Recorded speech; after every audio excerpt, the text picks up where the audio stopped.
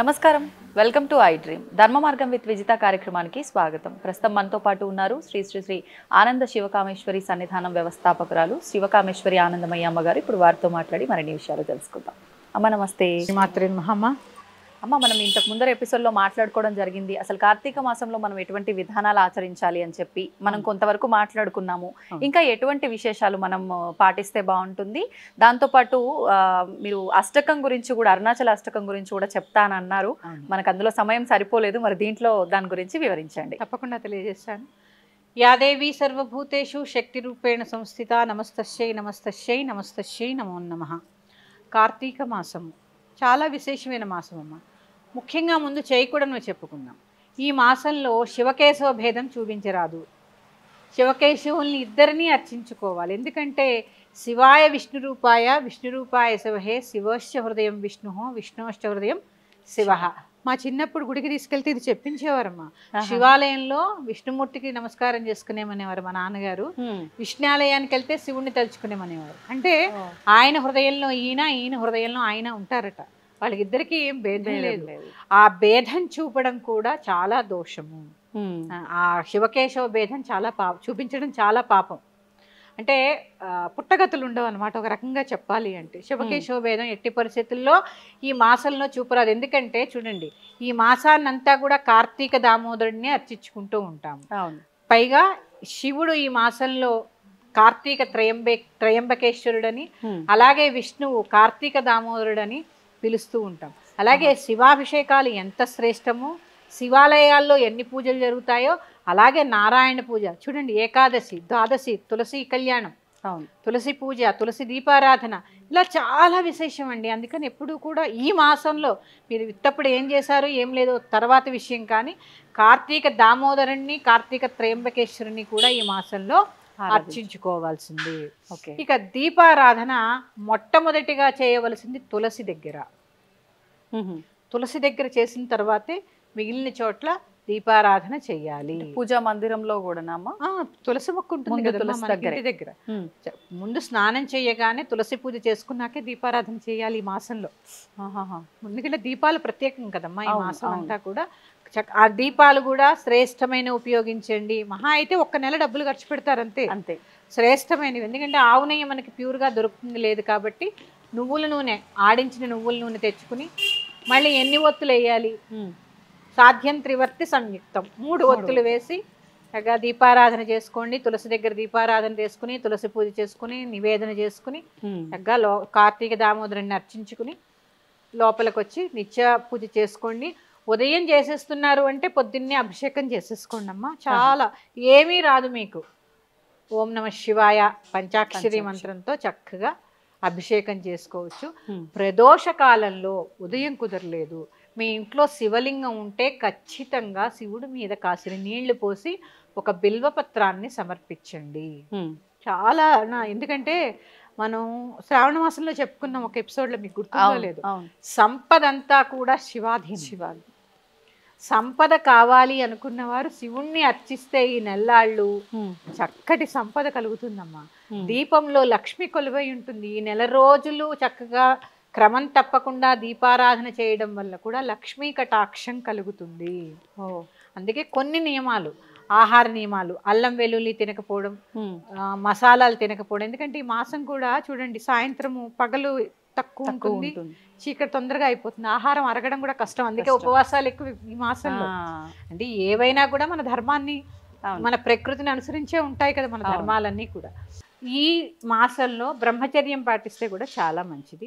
అలాగే ఉపవాసాల దగ్గరకు వచ్చేసరికి చాలా మంది కార్తీక నక్తాలను చేస్తూ ఉంటారు. అవునమ్మా. నక్తాలంటే పొద్దున్నంతా ఉపవాసం ఉండి సాయంత్రం నక్షత్ర దర్శనం చేసుకుని రాత్రి భోంచేస్తూ ఉంటారు. ఇది ఒక నియమం, అది మీ ఇష్టం. అది మొదటి రోజు సంకల్పం ఏం చెప్పుకుంటే దాని ప్రకారంగా మీరు చేయొచ్చు. అలాగే ఆహార నియమాలు చెప్పాను చేయకూడని వాటిల్లో. అలాగే బ్రహ్మచర్యం పాటిస్తే చాలా మంచిదని కూడా నేను చెప్పాను. ఇక చివరిది, మగవారు కూడా దీపారాధన చేయాలి ఈ మాసంలో.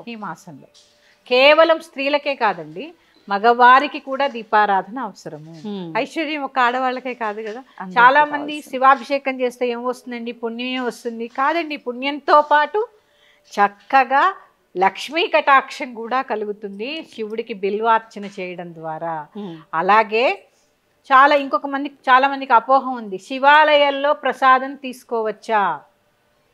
ఈ మధ్య కొత్తగా వింటున్నాం, శివాలయాల దగ్గర ప్రసాదం తీసుకుంటే దెయ్యాలు భూతాలు పడతాయి. అదంతా శుద్ధ అబద్ధం.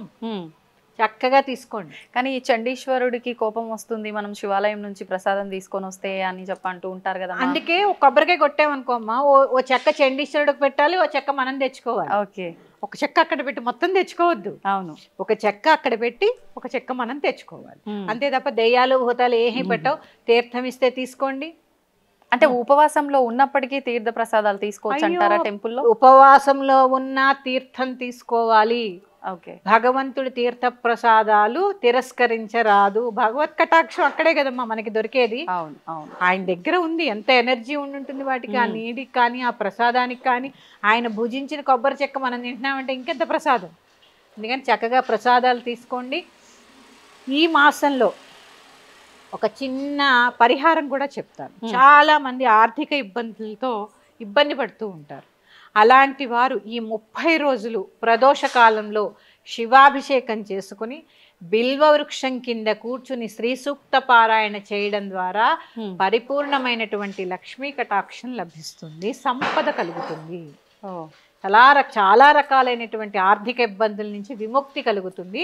మారేడు బిల్వ వృక్షం కింద గుళ్ళల్లో ఉంటుంది.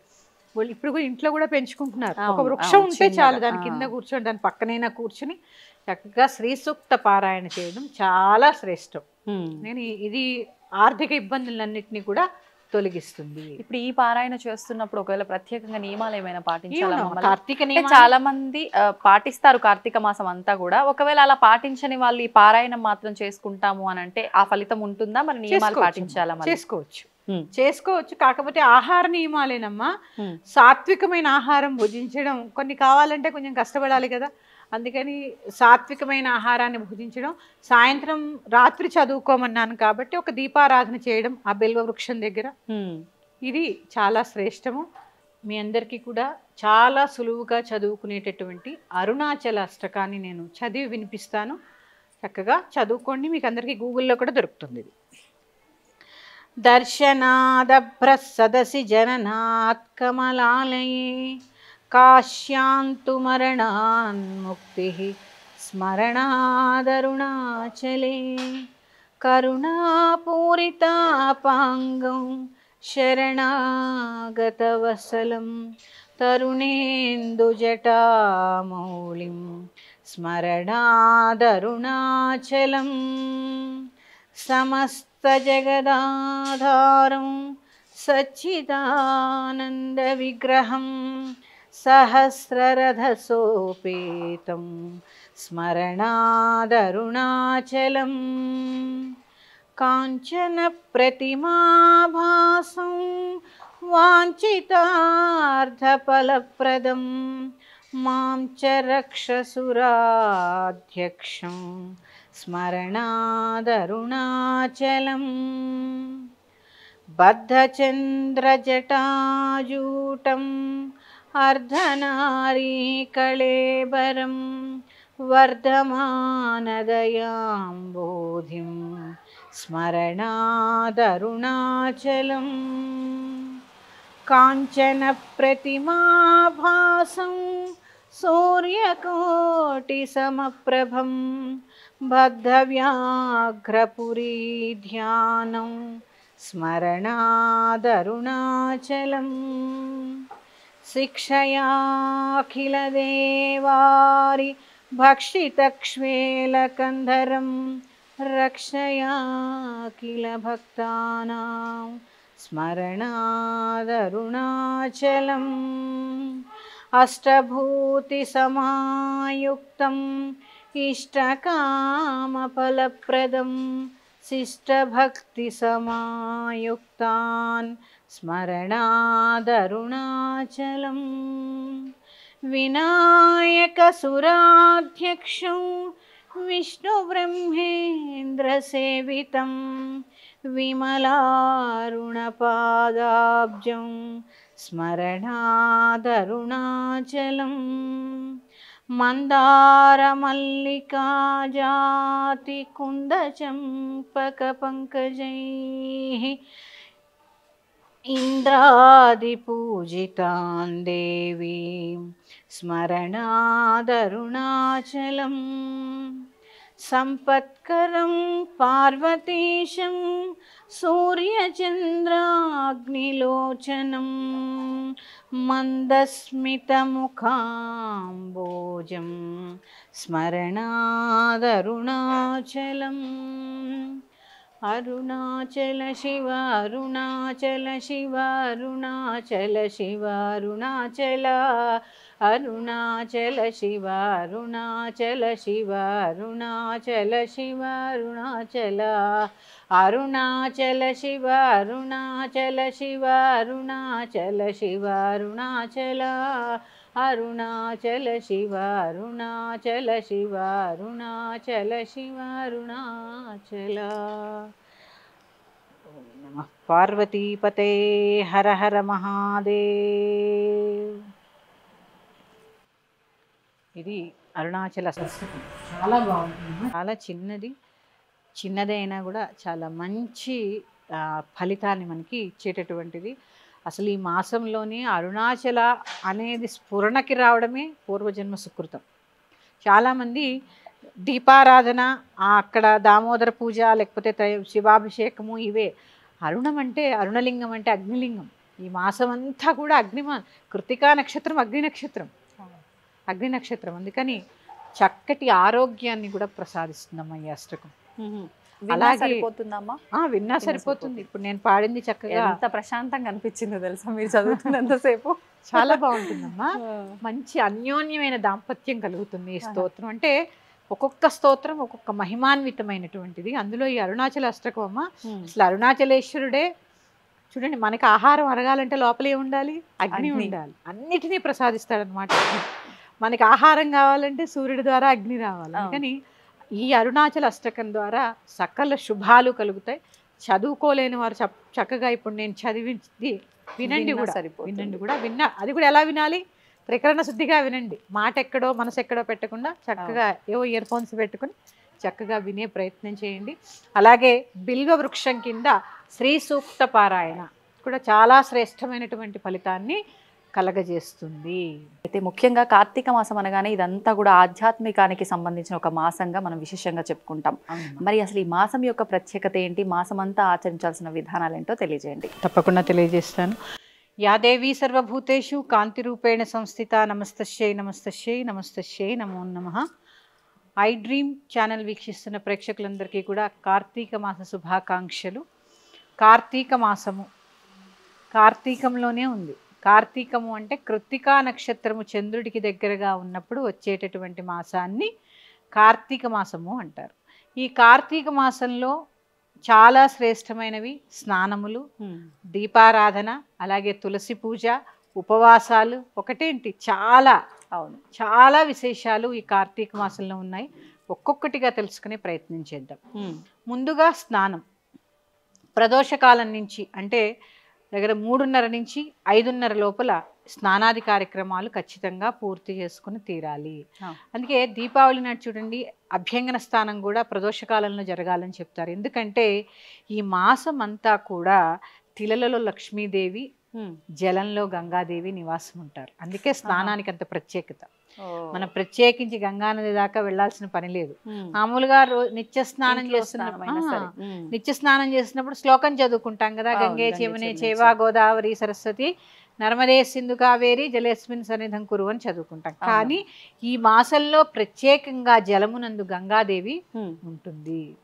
అందుకని ప్రదోష సమయంలో అంటే ఉదయము 3:30 నుంచి 5 గంటల సమయం, 5:30 వరకు అనుకోండి, 5:30 వరకు కూడా చక్కగా అమ్మవారు, ఆ గంగా అమ్మవారు అందులో కొలువై ఉంటారు.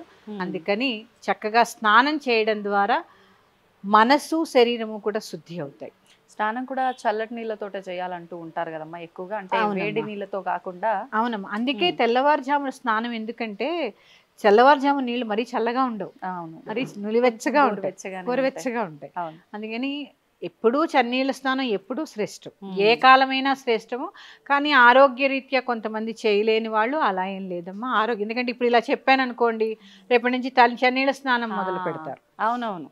ముఖ్యంగా స్త్రీలకి ఈ మాసంలో చెప్పేటటువంటి సూచన, మొదటి రోజు అంటే బుధవారం నుంచి కార్తీక మాసం మొదలైంది కాబట్టి బుధవారం రోజు చక్కగా తల మీద నుంచి స్నానం చేసుకుని మళ్ళీ సోమవారం కానీ పౌర్ణమి ఇలాంటి తిథుల్లో మాత్రమే చేయండి తప్ప కంఠ స్నానం స్త్రీలకి చాలు. తలమించి చేయవలసిన పని లేదు. కార్తీక సోమవారం కూడా పసుపు రాసుకుని మీకు ఓపిక లేకపోతే స్నానం చేస్తే తల స్నానం చేసినంత ఫలితం స్త్రీలకు ప్రత్యేకంగా. కంఠ స్నానం చాలు స్త్రీలకు కూడా. నదీ స్నానానికి వెళ్ళినప్పుడు చక్కగా దానికి నియమాలు పాటించాలి కాబట్టి భార్యాభర్తలు కలిసి వెళ్ళడము, సంకల్పం చెప్పుకోవడము, అక్కడ కూడా పసుపు రాసుకునే నదిలో స్నానం చేయాలి. ఎందుకనమ్మా పసుపు ఎందుకు రాసుకోవాలి అసలు మొహానికి? పసుపు అంటే అమ్మా అసలు శుద్ధి కదా. పసుపు మామూలుగానే ఎలాగా యాంటీబయాటిక్. చూడండి, ఏదైనా కొంచెం ఇలా ఏదైనా మనకు తెలియని మైలా ఏదైనా జరిగిన పసుపు నీళ్ళు చల్లండి అంటారు. అంటే శుద్ధి. అక్కడ ఏంటి ఆ ప్రాంతం అంతా పసుపు వల్ల శుద్ధి. అంటే పసుపు ఎలా ఉద్భవించింది అంటే నందీశ్వరుడి కొమ్ము నుంచి ఉద్భవించిందని చెప్తూ ఉంటారు.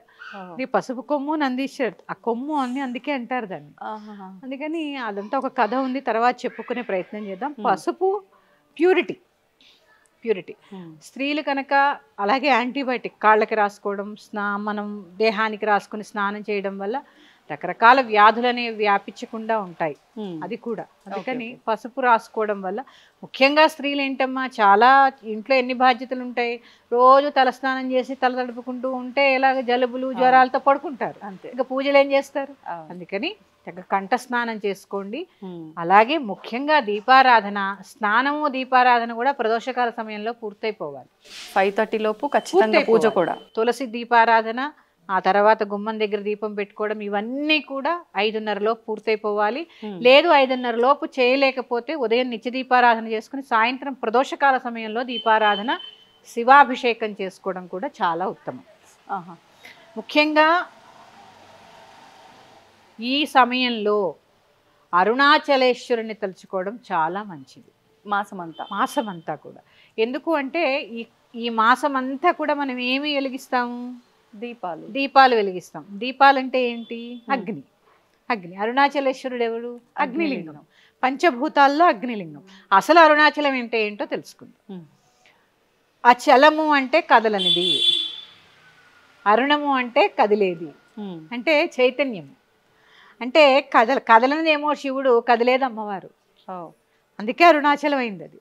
అంటే శివశక్తులు ఇద్దరూ కలిసి ఉన్నదాన్ని అరుణాచలం అంటారు. అంటే ఇక్కడ చూడండి అమ్మా, ఒక జ్యోతి వెలిగించామనుకోండి, ఒక దీపం, నేను ఎప్పుడూ చెప్తాను, ఆ దీపం ఒక్కచోటే ఉంటుంది కానీ దాని యొక్క వెలుతురు చైతన్యం అలా వ్యాపించి ఉంటుందో, శివుడు ధ్యానముద్రలో ఒక్కచోటే ఉంటాడు, ఆయనలోని శక్తి చైతన్య స్వరూపిణిగా మొత్తం సృష్టి అంతా మూల మూలలకి వ్యాపించి ఉంటుంది. అదే అరుణాచలం. అరుణాచలం అంటే అక్కడ లేదు, ఇక్కడ కూడా ఉంది.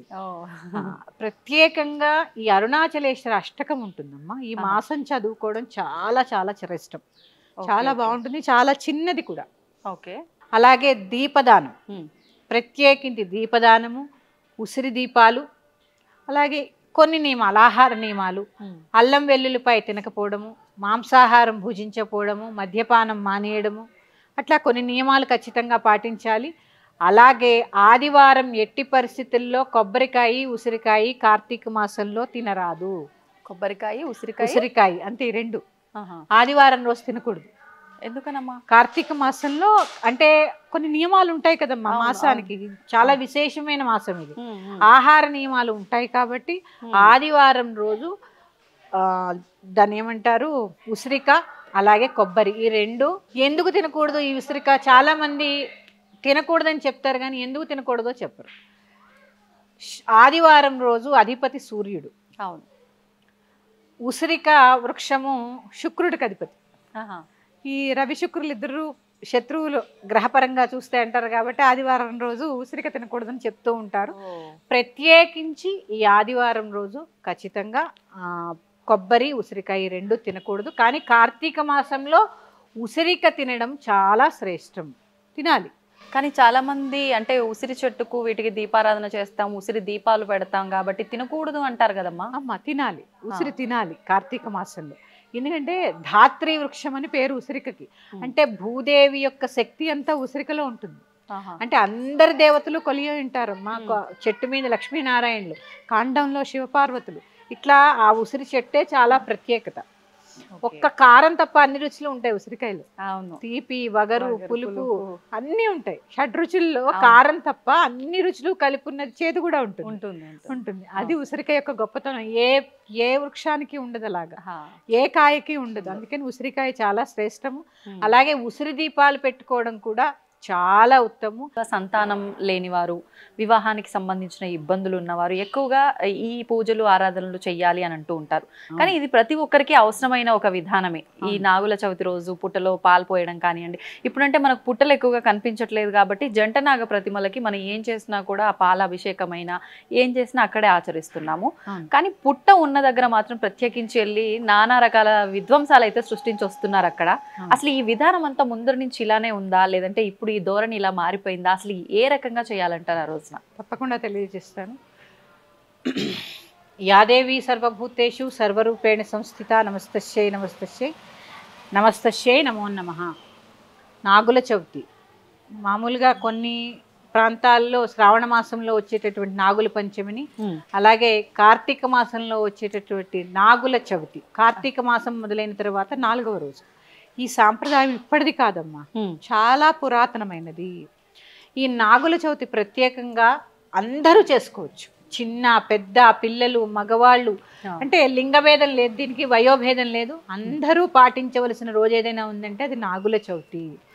ఇక ఈ పుట్టలో చాలా మంది నన్ను అడుగుతూ ఉంటారు, పుట్టలో పాలు పోస్తే తాగుతాయండి అని. భక్తిగా పోసి చూడు, భక్తిగా పోస్తే నిజంగా తాగుతాయమ్మా. పోసి చూస్తే కదా. అలా అని ఇక్కడ మీరు అన్నారు కదా విధ్వంసం సృష్టిస్తున్నారు, నిజంగా పుట్టల దగ్గర విధ్వంసమే సృష్టిస్తున్నారు. తోసేసుకుంటారు, ఒక భక్తి పాడు ఉండదు. నేను ముందంటే నేను ముందు, నేను ముందు, ఇదే సరిపోతుంది. అక్కడ కూడా దీపారాధన చేయాలి, సంకల్పం చెప్పుకోవాలి, షోడశోపచార పూజ చేయాలి. అప్పుడు ఇన్ని పాలు మాత్రమే సమర్పించాలి. ప్యాకెట్ చింపేసి మొత్తం పోసేస్తారు. చాలా తప్పండి, చాలా తప్పు. ఎందుకంటే అక్కడ లోపల నిజంగానే సర్పం ఉందండి. పుట్టలు ఎక్కడో అరుదుగా ఉన్నాయి. మీరు ఇలా పోసేస్తే లోపలంతా బురదైపోతే ఎలా తిరుగుతుందండి సర్పం? ఒకసారి ఆలోచించండి. శాస్త్రానికి కొద్దిగా అందులో పోసి బయట జంట నాగులు ఉంటాయి కదమ్మా, వాటికి పోయండి. చక్కగా క్యూ పద్ధతి పాటించి ఒకటి తర్వాత ఒకళ్ళు, ఎందుకంటే అందరూ పూజ చేసుకోవాలి కదా. ఖచ్చితంగా పుట్టలో పాలు పోసేయడం కాదండి, అందరూ సంకల్పం చెప్పాలి, మీ గోత్రం చెప్పుకోవాలి, మీ యొక్క వంశం పేరు చెప్పుకోవాలి, ఇవన్నీ చెప్పుకుని వారికి తెలియాలి కదా మరి. అందుకని చక్కగా తెలియచేసి దీపారాధన చేసుకుని, ఆవు నేతితో దీపారాధన చేసి, పుట్టలో చక్కగా కొద్దిగా పాలు పోసి ఆ ప్రాంతాన్ని శుభ్రం చేసి ముగ్గు పెట్టి నువ్వులు బెల్లం కలిపినటువంటి చిమ్మిలి పదార్థాన్ని నివేదన చేసి, చలిమిడి కూడా చేస్తారు చాలా ప్రాంతాలు. ఈ రెండు నివేదన చేసి పుట్టమన్నుని చౌకి ధరిస్తారు. ఇక్కడ నాభి దగ్గర ఇక్కడ పుట్టమన్ను అంత శ్రేష్టమ్మ. పుట్టమన్ను ధరిస్తే సర్పదోషాలంటే ఎక్కువగా ఎలా కనిపిస్తాయి? చర్మ వ్యాధుల్లో, సంతానోత్పత్తికి ఇవే కదా. అందుకని ఆ పుట్టమన్ను సర్పాలు తిరిగేటటువంటి ప్రాంతం కాబట్టి ఆ మన్నుని చెవుకి ధరిస్తే చెవుపోటు కూడా రాదని చెప్తూ ఉంటారు. సుబ్రహ్మణ్యేశ్వరికి మొక్కుంటే చెవుపోటు వస్తుంటా మా అమ్మమ్మలు చెప్పేవారు. నేను పుట్టమన్ను చెవుకి ధరించి గర్భం దగ్గర కూడా ఆడపిల్లలకైతే ఇక్కడ బొట్టు పెడతారు నావి దగ్గర. సర్పదోషాలు తొలగిపోవాలి, మంచి సంతానం కలగాలని చెప్పి కలుగుతూ ఉంటాయి. ఇది నేను అనుభవపూర్వకంగా చెప్తున్నానమ్మా. పోయిన నాగుల చవితికి మా ఇంట్లో ఒకళ్ళకి నేను ఆ బొట్టు పెట్టడం జరిగింది. అమ్మాయి ఇప్పుడు గర్భవతి. సంతోషం. అంటే అందరూ జరుగుతాయా అని కాదు, భక్తి శ్రద్ధలతో చేయడం చాలా అవసరం. విశ్వాసం కూడా ఉండాలి. అలాగే ఇది ఉంటుందమ్మా, నవనాగ స్తోత్రం అని ఉంటుంది. 9 రకాల నాగులకి సంబంధించినటువంటి చిన్న శ్లోకం, చాలా చిన్నది. అక్కడ 11 సార్లు కానీ 9 సార్లు కానీ అక్కడ పారాయణ చేయడము. అంటే మనం అనుకుంటాము భూమిలో సంచరించేటటువంటి నాగులే అని, కానీ వీటికి రాజు ఉంటారు కదా. ఆ నాగులకి రాజు ఉంటారు, పాతాళ లోకంలో ఉంటారు. వాసుకి అనంతం. ప్రత్యేకంగా కలియుగానికి కర్కోటకస్య నాగస్య, కర్కోటకుడు. ఆ కర్కోటకుని స్మరించినంత మాత్రం చేతే కలి బాధలన్నీ పోతాయి తెలుసా అమ్మా. అందుకే నలదమయంతుల కథ చదవమంటారు. కలియుగం అంతా కూడా చదవాల్సిన కథల్లో నలదమయంతుల కథ ఒకటి, అందులో ఈ కర్కోటకుడి యొక్క ప్రస్తావన వస్తూ ఉంటుంది. అది కూడా చెప్పుకుందాం ఒకసారి. ఇలాంటి ఈ సర్పాలన్నిటి యొక్క పేర్లు రాజులు అన్నమాట, నవనాగులు అన్నమాట. ఆ నవనాగుల్ని స్మరించడము, అలాగే చక్కగా కడిగి పాలు పోసి మళ్ళీ కడిగి పసుపు కుంకుమ రాసి గంధం బొట్టు పువ్వులు పెట్టి నువ్వుల నూనెతో దీపారాధన చేసి ఆ తెచ్చిన పాలలో ఇన్ని మిగిల్చి నివేదన చేసి ఆ పాలు ఇంటిల్లిపాది తీసుకోవాలి. ఖచ్చితంగా సర్పదోష నివారణ జరిగి తీరుతుంది. త్రికరణ శుద్ధిగా ఒక్కసారి నేను చెప్పినట్టు బడబడా ప్యాకెట్ చింపేసి పాలు పోసేయడం అలా అసలు చేయకండి. ఇన్ని పాలు రాగి పాత్రలో పోయరాదమ్మా. రాగి పాత్రలో మజ్జిగ కానీ పాలు కానీ పోస్తే కళ్ళుతో సమానం. ఎందుకంటే అది లోహం కదా, పాలు దానికి కెమికల్ రియాక్షన్ ఉంటుంది కదా, అందుకని పోయకుండా చక్కగా ఏదైనా చిన్న స్టీల్ కాకుండా గాజు పాత్రలోనో లేదా ఇత్తడి పాత్ర కూడా వాడచ్చు. ఇత్తడి పాత్రలోనో పోసుకుని చక్కగా తీసుకువెళ్ళండి. ప్యాకెట్తో చింపి మాత్రం పోయకండి, అది నేను చెప్పేది. ఏదీ లేదు మాకు స్టీలే ఉంది పట్టుకెళ్ళండి. అవును, కానీ రాగి వాటిల్లో పాలు పోసి మాత్రం పోయరాదు. ఓకే, ఏదైనా కూడా అక్కడ శాంతంగా ఒక్కొక్కరికి 5 నిమిషాలు పడుతుందమ్మా. అవును, చాలా ఎక్కువసేపు కూడా కూర్చుంటారమ్మా అదే పనిగా. ఏం లేదు, షోడశోపచార పూజ ఎలా చేయాలి నేను చెప్తాను. ఓం నాగరాజాయ నమః ధ్యాయామి, ఓం నాగరాజాయ నమః ధ్యానం సమర్పయామి, ఓం నాగరాజాయ నమః ఆవాహయామి, ఓం నాగరాజాయ నమః పాద్యం సమర్పయామి, ఓం నాగరాజాయ నమః అర్ఘ్యం సమర్పయామి. ఇట్లా ఈ నామంతో 16 ఉపచారాలు చేసుకోండి చక్కగా. 9 సార్లు కానీ 11 సార్లు కానీ నవనాగ స్తోత్రాన్ని పఠించండి. బెల్లము నువ్వులు కలిపినటువంటి ప్రసాదాన్ని నివేదన చేసి కొద్దిగా పుట్ట దగ్గర సమర్పించి, పుట్టలో వేసేయకండి, ఆ పుట్ట దగ్గర సమర్పించి పుట్టమన్ను కాస్త ఇంటికి తెచ్చుకోండి. ఇప్పుడు ఈ పుట్ట దగ్గర పెట్టిన ప్రసాదాలు కొబ్బరికాయ అవి మళ్ళీ మనం ఇంటికి తెచ్చుకోవాలి కదా. Okay okay. చాలా మంది సర్పాలు కల్లో కనిపిస్తే చాలా తప్పంటారమ్మా. అది చాలా శుభం, చాలా శుభం. ఏ విధంగా అమ్మ శుభం అంటే? విష సర్పాలు కదా అన్నట్టుగా చాలా మంది నెగిటివ్ గానే ఆలోచిస్తారు. అమ్మా సర్పాలు విషం కాదమ్మా. పాతాళ లోకంలో మన భూమిని మోస్తున్నాడు నాగరాజు, ఆయన మోస్తున్న బట్టే మనం ఇక్కడ ఉన్నాం. అందుకని విషయం కాదమ్మా. మనకి సంతానం కావాలన్నా, చక్కటి ఆరోగ్యం కావాలన్నా, అలాగే భూమి కొనుక్కోవాలన్నా ఇవన్నీ వారి యొక్క దయ ఉండాలి, సర్పరాజు యొక్క దయ ఉండాలి. అందుకని ఆ నాగుల యొక్క దయ ఉండాలి. కాస్త పుట్టమన్ను తెచ్చి చంటి పిల్లల దగ్గర నుంచి చెవుకి ఇట్లా ఇక్కడ ఈ ప్రాంతంలో చక్కగా పుట్టమన్ను పెట్టండి. పెళ్ళైన స్త్రీలు, ఆడపిల్లలు పెళ్లి కావాల్సిన వాళ్ళకి కూడా నాభి దగ్గర చిన్న అటు బొట్టు కింద కూడా ధరించండి, చాలా మంచిది. లేదు మాకు పుట్ట అవకాశం లేదు, ఇంటి దగ్గరే పిండితోటి ఒక నాగపడగని ఏర్పాటు చేసుకుని, సర్పాన్ని ఏర్పాటు చేసుకుని అక్కడే కూడా పాలు పోసుకోవచ్చు. తర్వాత ఇంకా బాగా వచ్చు మాకు శ్లోకాలు, మేము ఇంకా చదవగలము అన్న వాళ్ళు సర్పసూక్తం చదువుతూ కనుక అభిషేకం చేస్తే చాలా విశేషమైన ఫలితం ఉంటుంది. ఒకవేళ అంటే ఇంట్లో చిన్నగా సుబ్రహ్మణ్య స్వామికి సంబంధించిన ఏదైనా విగ్రహం ఉంటే అక్కడైనా చేసుకోవచ్చు, అక్కడైనా చేసుకోవచ్చు. అందరికీ ఇప్పుడు పుట్టలు అవైలబుల్ గా ఉండవు, అందరూ గుళ్ళకి వెళ్ళలేరు, ఇంట్లో కూడా చేసుకోవచ్చు. కానీ చేసుకోవడం మాత్రం మానద్దు. దీనికి ఆనవాయితీ ఏం లేదమ్మా, అందరూ చేసుకోండి, అందరూ చేసుకోండి, చాలా మంచిది. ఇంకా చెప్పాలి అంటే ఇంకొక విశేషం చెప్తానమ్మా. దీంట్లో మాకు సర్పదోషం ఉంది, సంతానం కలగట్లేదు అన్నవారు ఇంత పుట్టమన్ను తెచ్చుకుని చిన్న మాత్రల్లో 3 మాత్రలు చేసి మింగండి. శుభ్రమైన మట్టిని తెచ్చుకుని 2 మాత్రలు చేసి మింగండి ఆ పుట్టమన్నుని. అది అంటే మరి పుట్ట లోపల చేపెట్టేసి తీయకుండా దొరికిన మన్నుని కాస్త శాస్త్రానికి చిన్న చిన్న ఉండలు చేసుకుని 2 ఉండలు మింగండి. పుట్ట దగ్గర ఎట్టి పరిస్థితుల్లో క్రాకర్స్ కాల్చద్దు.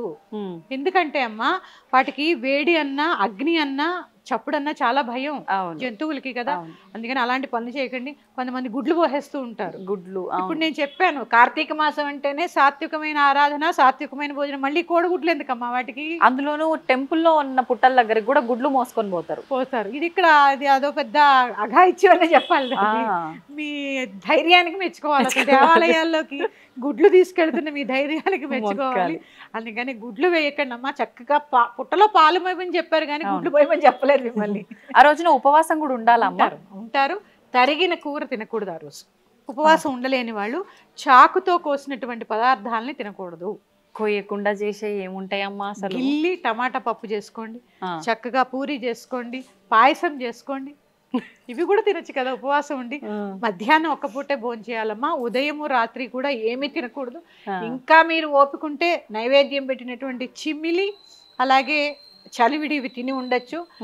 పిల్లలు కావాలనుకున్న వాళ్ళు, సర్పదోషం ఉన్నవాళ్ళు, సంతానాభివృద్ధి కోరేవారు కూడా, పిల్లలున్న ప్రతి ఒక్క తల్లిదండ్రులు, మళ్ళీ దీనికి కూడా కేవలం ఆడవాళ్లే కాదు, మగవాళ్ళు ఆడవాళ్ళు ఇద్దరు కలిసి దంపతి సమేతంగా పిల్లలతో పాటు వెళ్ళి చక్కగా పుట్టలో పాలు పోసి నమస్కారం చేసుకోండి.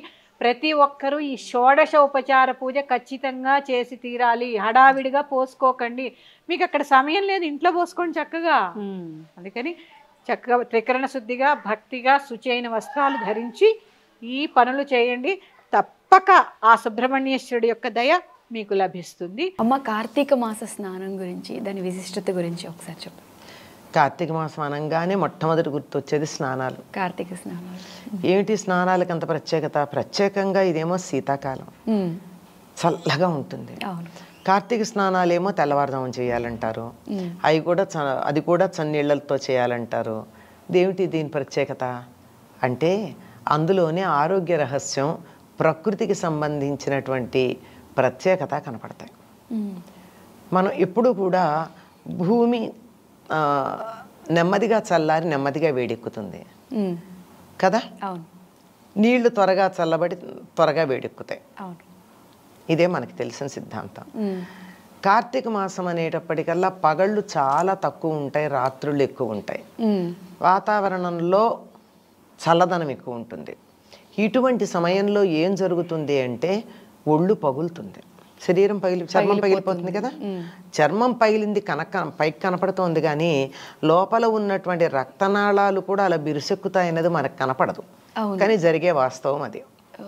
కనుక ఈ చర్మం, ఆ రక్తనాళాలు, శరీరారోగ్యం చక్కగా ఉండాలి అంటే సూర్యోదయానికన్నా ముందు గంటన్నర చన్నీళ్ళ స్నానం చేయమన్నారు. గంటన్నర అంటే 6:15, 6:20 ఆ ప్రాంతాల్లో సూర్యోదయం అవుతుంది శీతాకాలం.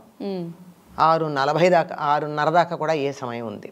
అందుకని దానికల్లా గంటన్నర అంటే 4:30, 5 మధ్యలో అప్పుడు చెయ్యాలి. ఆ స్నానం ఎట్లా చెయ్యాలి అని చెప్పారంటే ప్రవహిస్తున్న నీళ్లల్లో, అంటే నది నీళ్లల్లో. లేదు మా ఊళ్ళో నది లేదండి, చెరువు ఉంది, చెరువు నీళ్లల్లో. చెరువు కూడా లేదండి మాకు, బావి నీళ్లతో స్నానం చేయమన్నారు. ఎందుకు వీటితో స్నానం చేయమన్నారు అంటే నేను ముందర చెప్పాను కదా, భూమి త్వరగా చల్లబడదు అని. అందుకని భూమిని ఆనుకుని ఉన్నటువంటి నీళ్లు గోరువెచ్చగా ఉంటాయి. ఆ గోరువెచ్చని నీరు మన శరీరానికి తగిలినట్టయితే మనకి ఆరోగ్యంగా ఉంటుంది. శీతాకాలం ఎవరైనా వేడి నీళ్లతో స్నానం చేస్తే చర్మం పగులుతుంది. అందుకని చలేస్తే ఏం చెప్తారు, ముందర కొంచెం వేడి నీళ్ళు పోసుకో, తర్వాత నెమ్మదిగా చన్నీళ్ళ దాకా వచ్చి నువ్వు ఆఖరి నీళ్లు పోసుకునేటప్పటికీ గోరువెచ్చని నీళ్ళు ఉండేట్టుగా చేసుకుంటే నీ చర్మం పగలకుండా ఉంటుంది అని చెప్తారు. చర్మం పగలకుండా ఉండే ట్రిక్స్లో ఒకటిది. కనుక అటువంటి గోరువెచ్చని నీళ్లతోనే మీరు స్నానం చేయడం మొదలుపెట్టారనుకోండి, ఏమవుతుంది, ఈ చర్మము బాగుంటుంది. తర్వాత మన శరీరానికి ఎంతటి ఉష్ణోగ్రత కావాలో అంతటి ఉష్ణోగ్రత నీళ్ళు ఇస్తాయి. మీరు ఎప్పుడన్నా గమనించినట్టయితే నదుల్లో కాలు పెట్టి చూడండి, అమ్మ బాబోయ్ చలి అని అనుకుంటాం, కానీ చూసేవరకే ఒక్కసారి ఇంత చలిలోనూ వెళ్ళి నది నీళ్లలో చేయి పెడితే గోరువెచ్చగా హాయిగా అనిపిస్తాయి. మన శరీరానికి, మన శరీర ఉష్ణోగ్రత ఎంత ఉంటుందో అంతటి ఉష్ణోగ్రత ఉంటుంది. కనుక ఆ సమయంలో స్నానం చేయమన్నారు. అంతేకాకుండా దీనికి మన వాళ్ళు పెద్దలు ఏం చెప్పారంటే అగ్నిదేవుడు వరుణుడితో కలిసి ఉంటాడు అన్నారు. అంటే మనకు అర్థం కావడం కోసం, అంటే గోరువెచ్చగా నీళ్లు ఉంటాయని చెప్పడం. కనుక అగ్ని స్పర్శ మనకి వేడిని కలిగిస్తుంది నీళ్ల ద్వారా. ఆ మాట అట్లా చెప్తే అర్థం కాదు కనుక అగ్నిదేవుడు ఉంటాడండి వరుణుడిలో, అగ్ని నీళ్లలో ఉంటాడంటే ఉంటాడనడానికి బోళ్ళు ఉదాహరణలు ఉన్నాయి మనకి. మరి పెద్దగా బడబాగ్ని లాంటివి సముద్రంలో వస్తున్నాయి అంటే నీళ్లలోంచి అగ్ని లేదు, ఉంది కదా, ఉంది. ఉంది కదా.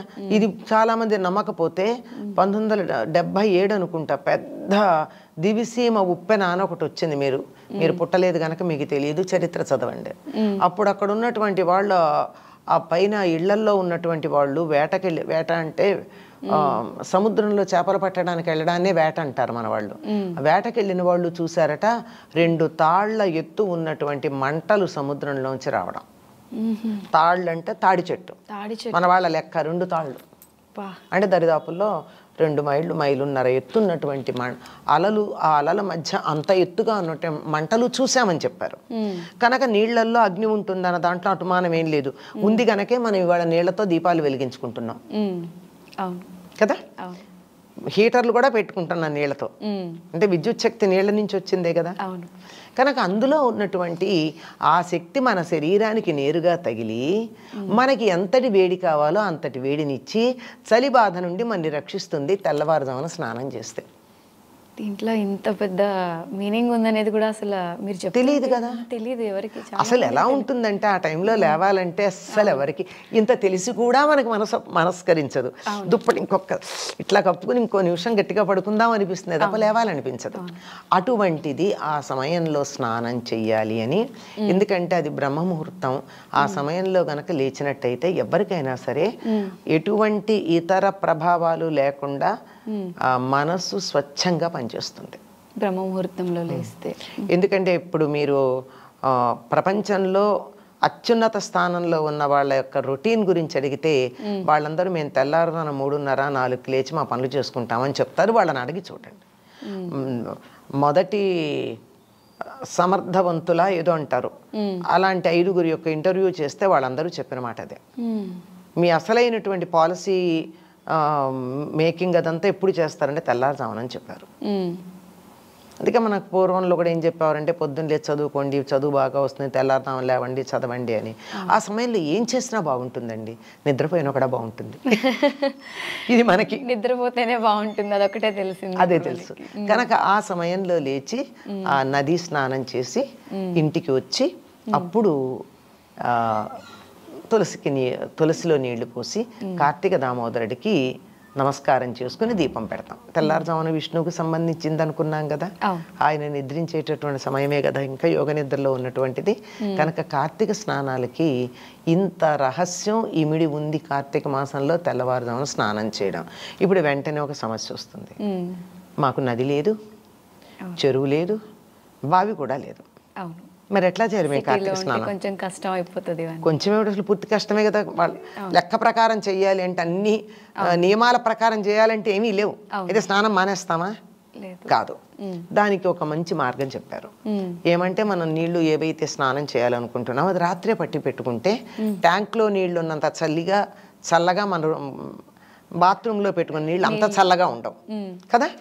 ఆ నీళ్లలో కొద్ది వేడి నీళ్లు కలిపి, ఎక్కువ కాదు, ఎంత గోరువెచ్చ, అంటే మన శరీర టెంపరేచర్, మనం దుప్పటి కప్పుకుని లేస్తే మన ఒళ్ళు ఏమాత్రం వేడిగా ఉంటుందో అంత వేడిగా ఉంటే చాలా, అంతకన్నా ఎక్కువ అక్కర్లా. అలా చేయొచ్చు. ఆ నులివెచ్చగా ఉండి, అంటే కొద్ది వేడిగా ఉండి ఆ నీళ్లలో ఇలా చేత్తో 3 సార్లు ఇలా కదిపితే నీళ్లు కదులుతాయి, అలలు వచ్చినట్టు వస్తాయి, ఒక సుడిగుండంలాగా. అప్పుడు నీళ్లు కదిలి వాటిల్లో యాక్టివిటీ వచ్చి యాక్టివేట్ అయ్యి అక్కడ ఉన్నటువంటి జలకణాలన్నీ చైతన్యవంతమయ్యి మనకి నది నీటిలో స్నానం చేసినటువంటి ఫలితాన్ని ఇస్తాయి. అందుకని ఆ విధంగా చేయొచ్చు. ఓకే, అసలు కార్తీక మాసంలో స్నానాలు అనేది చాలా ప్రత్యేకత ఉంటుంది. సిటీల్లో ఉన్న వాళ్ళకి ఈ ప్రాబ్లమ్స్ చాలా ఉంటాయి. ఇప్పుడు మీరు చెప్పినట్టు మనకి చెరువులు లేవు, కాలువలు లేవు అని. బట్ చాలా సింపుల్గా ఒక టెక్నిక్ చెప్పేస్తారు మీరు అందరికీ. అంతే. ఇప్పుడు ఇది మన దగ్గరే కాదమ్మా, దీన్ని అన్ని దేశాల వాళ్ళు ఫాలో అవుతారు. ఇప్పుడు అన్ని దేశాలు, ఇప్పుడు చూడండి, పెద్ద పెద్ద స్పాలు అవి ఉండే 5 స్టార్ హోటల్స్ ఉంటాయి కదా, వాటిల్లో వెళ్ళి వీళ్ళు స్విమ్మింగ్ కోసం పెడతారు కదా, చిన్న ఇవి ఉంటాయి పాండ్స్, స్విమ్మింగ్ ఏమంటారు వాటిని, స్విమ్మింగ్ పూల్స్. ఆ పూల్స్ లో ప్రత్యేకంగా ఒక ఏర్పాటు చేస్తారు, అలలు ఇలా కొట్టుకునేటట్టు కదా. అవును. ఎందుకంటే నది నీటిలో స్నానం చేస్తే వచ్చేటువంటి శక్తి రావాలి అంటే ఒట్టి నీళ్లలో చేసిన దానికల్లా నీళ్లు కొడుతూ ఉంటే వచ్చే శక్తి ఎక్కువ అనమాట. ఇదే టెక్నిక్. అంటే ప్రతి దాంట్లో ఒక మీనింగ్ ఉంటుంది కదమ్మా. అంటే ఆ నీళ్ళు శాస్త్రం. కొట్టుకోవడంలో కూడా నీళ్లు కొట్టుకుంటే మన శరీరానికి బలం కలుగుతుంది.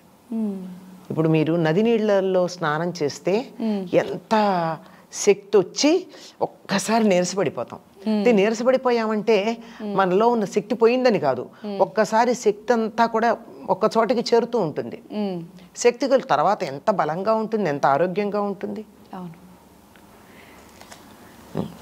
సరే. అందుకే షవర్ లాంటివి పెట్టుకుని కొద్దిగా మనం దరిదాపుల్లో అంటే 1000 వంతు అయినా సరే ఆ ఫలితం రావాలని ప్రయత్నం చేస్తాం మనం. అయితే మనకు కార్తీక మాసం, ముఖ్యంగా కార్తీక మాసం అనేసరికి చాలా మంది ఈ నెలంతా కూడా నిష్టగా చాలా రకాల విధానాలు ఆచరించేవారు ఉంటారు.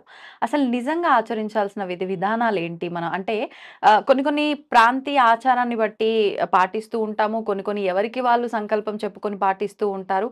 అసలు నిజంగా శాస్త్ర ప్రకారంగా ఈ కార్తీక మాసం యొక్క విశిష్టత ఏంటి?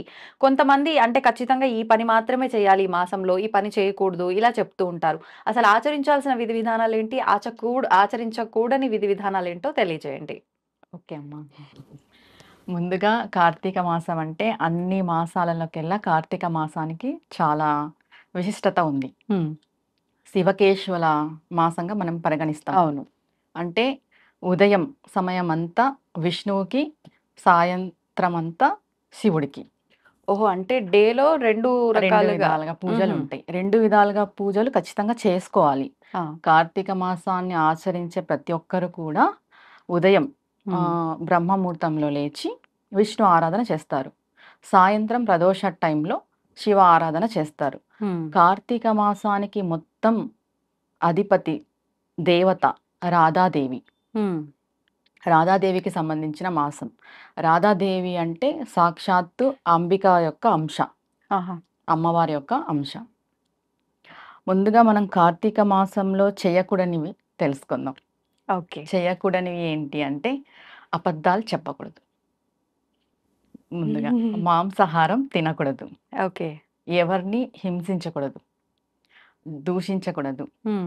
దైవారాధనలోనే గడపాలి. మనకి డేలో ఎక్కువ సమయం దైవారాధనలోనే గడపాలి. అంటే ఇప్పుడున్న బిజీ షెడ్యూల్లో మనం దైవారాధనలో ఉండలేము, ఎక్కువ టైం దేవుడికి స్పెండ్ చేయలేము, కేటాయించలేము. కాబట్టి మనకి 2 విధాలుగా అంటే ఉదయం పూట విష్ణువుకి, సాయంత్రం పూట శివుడికి అని విభజించారు. చాలా మంది కార్తీక మాస దీక్ష కూడా చేస్తారు. ఏ రకంగా అనంటే కార్తీక మాసం మనకి దీపావళి ముందు నుండే మొదలవుతుంది. అవును.